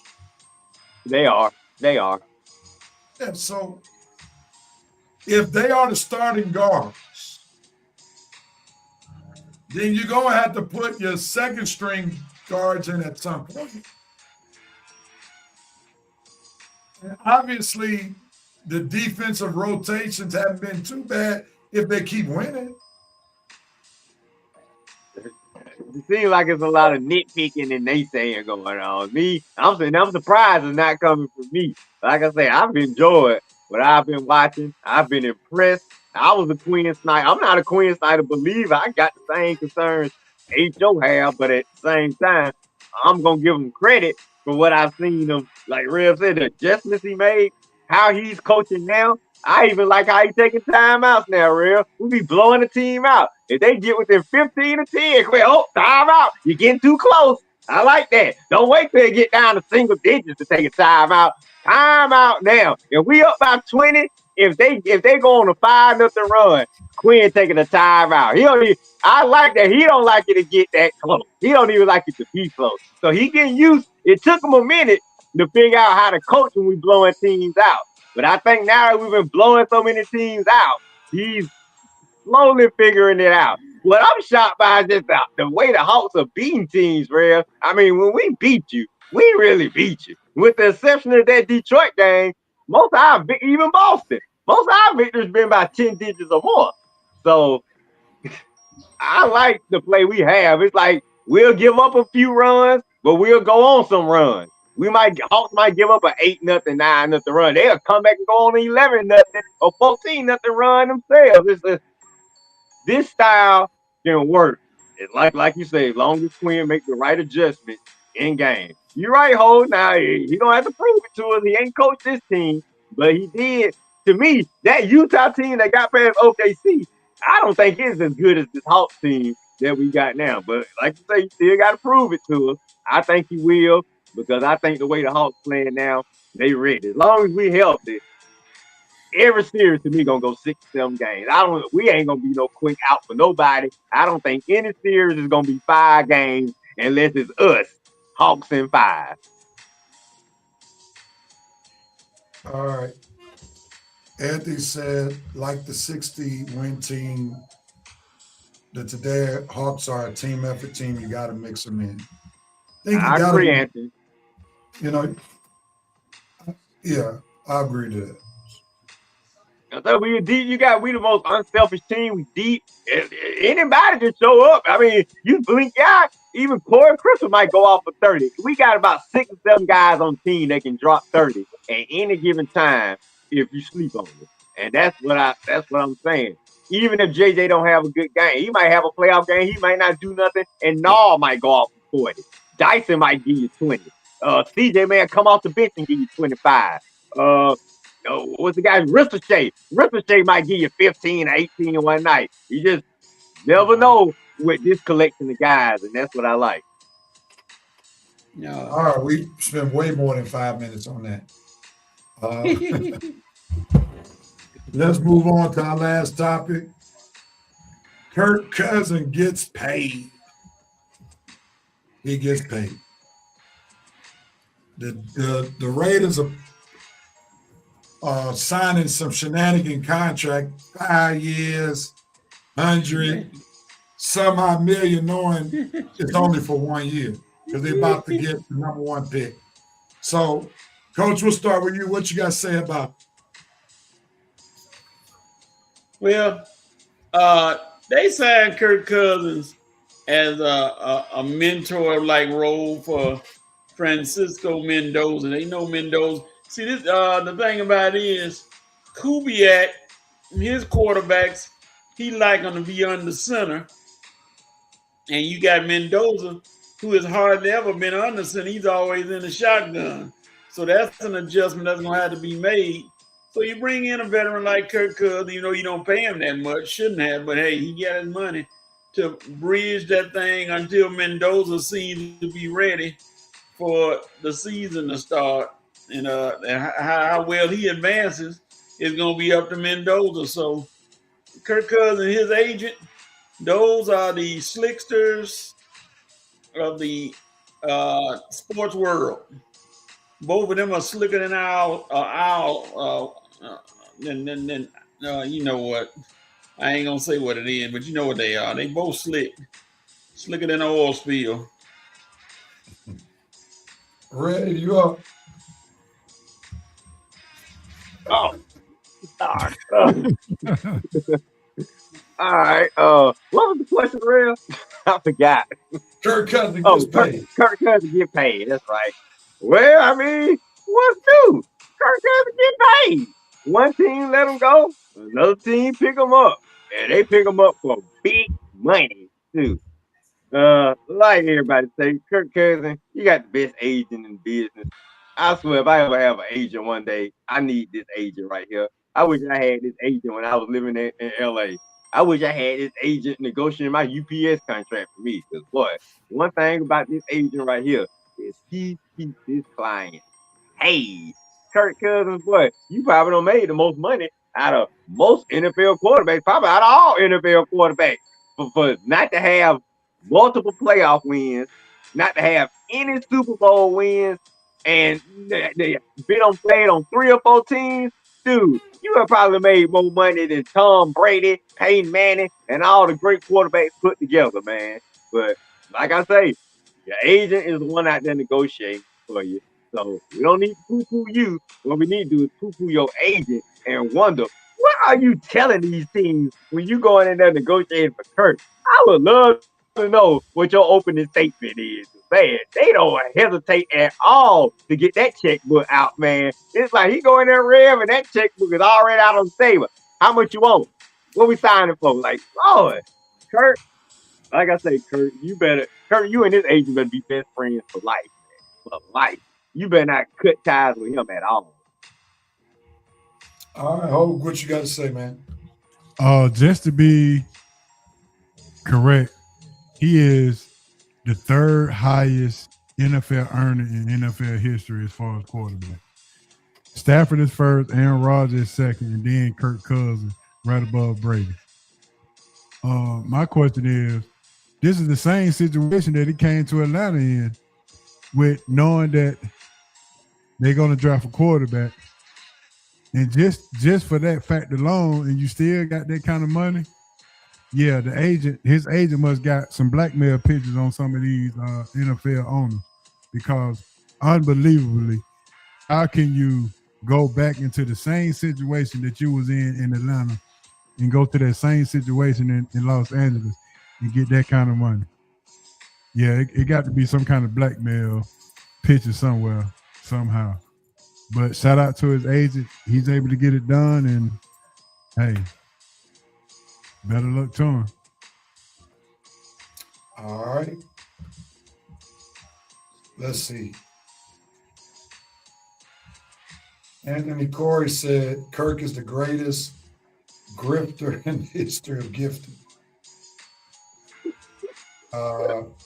Kirk will be getting contracts until his 60s.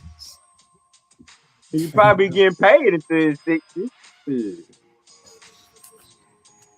Curtis said, I'm just so glad my Falcons were not the last team to play this dude. The Raiders contract is almost worse than ours. Anthony also says Kirk should have 12 Super Bowls if he played like he talked during press conference. I would just say this. Kirk Cousins and his agent are predators. Predators look for vulnerability. And for some reason, whenever his contract year came up, he was able to find the vulnerability of the team that he would play for the next season. Washington, vulnerability, because it's like, if we don't re-sign him, who we gonna get? Signs with the Falcons. Vulnerability, because they have no starting quarterback. Then vulnerability. Los Angeles Raiders.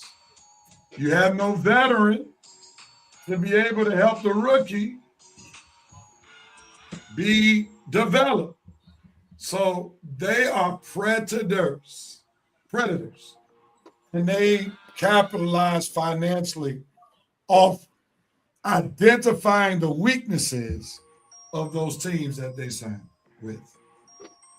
Ray, you got something you wanted to add? For real.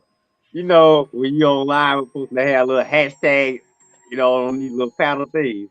Kirk Cousins agent, his hashtag should be whenever he's online with somebody, there's a sucker born every minute. Every NFL year, and I find them every year. He is the perfect example of what I say. There's a sucker born every minute, boy. 'Cause, man. Yeah, for sure. All right, gentlemen. Let's shift this thing as we come to our close. Before that, Winston said Kirk's agent is the GOAT of negotiating. Kirk has 11 consecutive fully guaranteed contracts. Yeah, he got to be. He definitely the GOAT. Now, hey, there you go, Winston. Now, that's a GOAT for you right there. You wanted a GOAT, you got a GOAT. Kirk agent contract. He is the GOAT. Facts. All right, who has the right to do what, when, where, and how? Who wants at it first? I'll go. Coach, you got it. Facebook. You have the right to get rid of some of these ultra delusional fans who in the last few minutes I've seen have said that Sarah Strong should transfer from UConn because of Gino Auriemma, because he's racist. It's like, oh my God, are y'all just gonna take this thing to a very ridiculous level? The man has had black players for years, and none of them has said anything about racism. Now, was he stupid last night? Yeah, he was stupid. But now you talking about black players should start leaving UConn because of last night. Now you're getting to be ridiculous. These are uninformed people who probably just watched the first game in their lives last night, and that's all you seen. So that's all you got. Facebook, put a stop to this. All right. Red or Ho, who wants it next? You got something, Ho? Yeah, I got some. Who I got else two. right do what, when, where, how? Yeah, I got two things actually.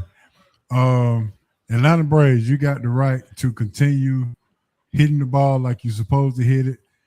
Ronald Acuna, let's go ahead and get the back crunk up. Let's go Braves.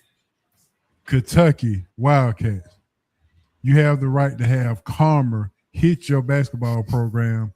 This is not the old days where you can hire the dad and then so his son can come to your school. This is the NIL. Nothing will happen good to your program because this is not the old days where you can do that and be successful. This is the NIL season, brother. That Mason Williams, I'm not sure if that gonna work out for you.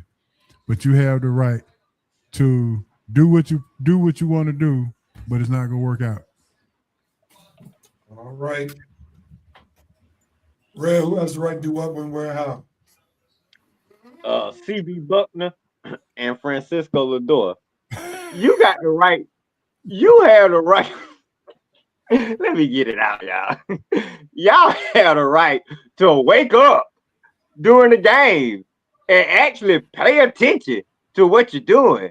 I mean, people pay all these big salaries. CD Buckner, you completely screwed up a call at first base that had both of the managers laughing at you. I mean, good Lord, this call was egregious. We shouldn't even have to need ABS for this. And this guy completely stepped on the bag, and CB Buckner talking about he missed the bag. God, CB Buckner, you've been screwing up since you screwed my Braves up in that 97 Marlins series. Your moron, you should have been retired. And Francisco Lindor, Lord have mercy, what are you doing on the field? Open your eyes, son. God, it's 2 outs, not 3 outs, man. You're supposed to be turning double plays. You go to second base like it's a 3rd out, walking to the dugout. No, fool. The other guy's still running. Throw the ball. And then you on first base after you get a hit. And you leaning so far on first base. I ain't know, you better go to sleep in the middle of the doggone field. Dude, wake up and pay attention. You got picked off first base. It wasn't even a close play. He just looked over, tossed the ball, and you out. Lord have mercy. I know baseball is a boring sport, but Lord, you guys signed up for it. You got to wake up, pay attention, okay? Lord, Braves, I'm so glad you ain't making some of these bonehead moves, because last season, this time, this probably would have been y'all. But anyway, that's it. All right. And I'm going to say it simple. Dawn Staley, South Carolina, you all have the right to finish the drill. You pulled up the huge upset against UConn. Now it's time to beat UCLA, be crowned champions, and make Wiley even more upset that she transferred from South Carolina. So let's go, Gamecocks. All right. Oh, That's a good one. I Red. love that girl. Oh, boy. That's a good one. That concludes episode 418 of the Red and Red Sports Show. We want to thank Revenite Nation for staying tuned, commenting. Thanks for dropping by. Thanks to everybody for your continued support. Here it is. Oh, I'm sorry. As the music goes, let me get these have the rights real quickly. Don't forget Real Night Nation. James Harden of football. Who is that, Anthony Shore? Who in the world is James Harden of football? Matt Ryan? That who you talking about? Come on, Kirk Cousins. Oh, okay. I know who ain't the GOAT. That's Bean from the Lakers. Oh, God. Well, thankfully, nobody never said he was the GOAT, so I don't really understand that comment. Dawn Staley got the right to demand an apology. Agreed. Falcons got the right to seek a QB that doesn't have Grady locked in favorites in the Hoover AP. Yeah. NFL has the right I to love you, Anthony. All right, that's going to be an interesting topic if they don't get these refs signed by next year. Oh, Well, my everybody, God. thanks so much for tuning in to the Red and Red Sports Show 418. We're back with 419 next week. Same Facebook page, same YouTube channel, same time, 10:30. Be blessed, everybody. Happy resurrection if you're a Christian. And if you're not, I hope you get to know Jesus one day. Peace and love, everybody. We're out.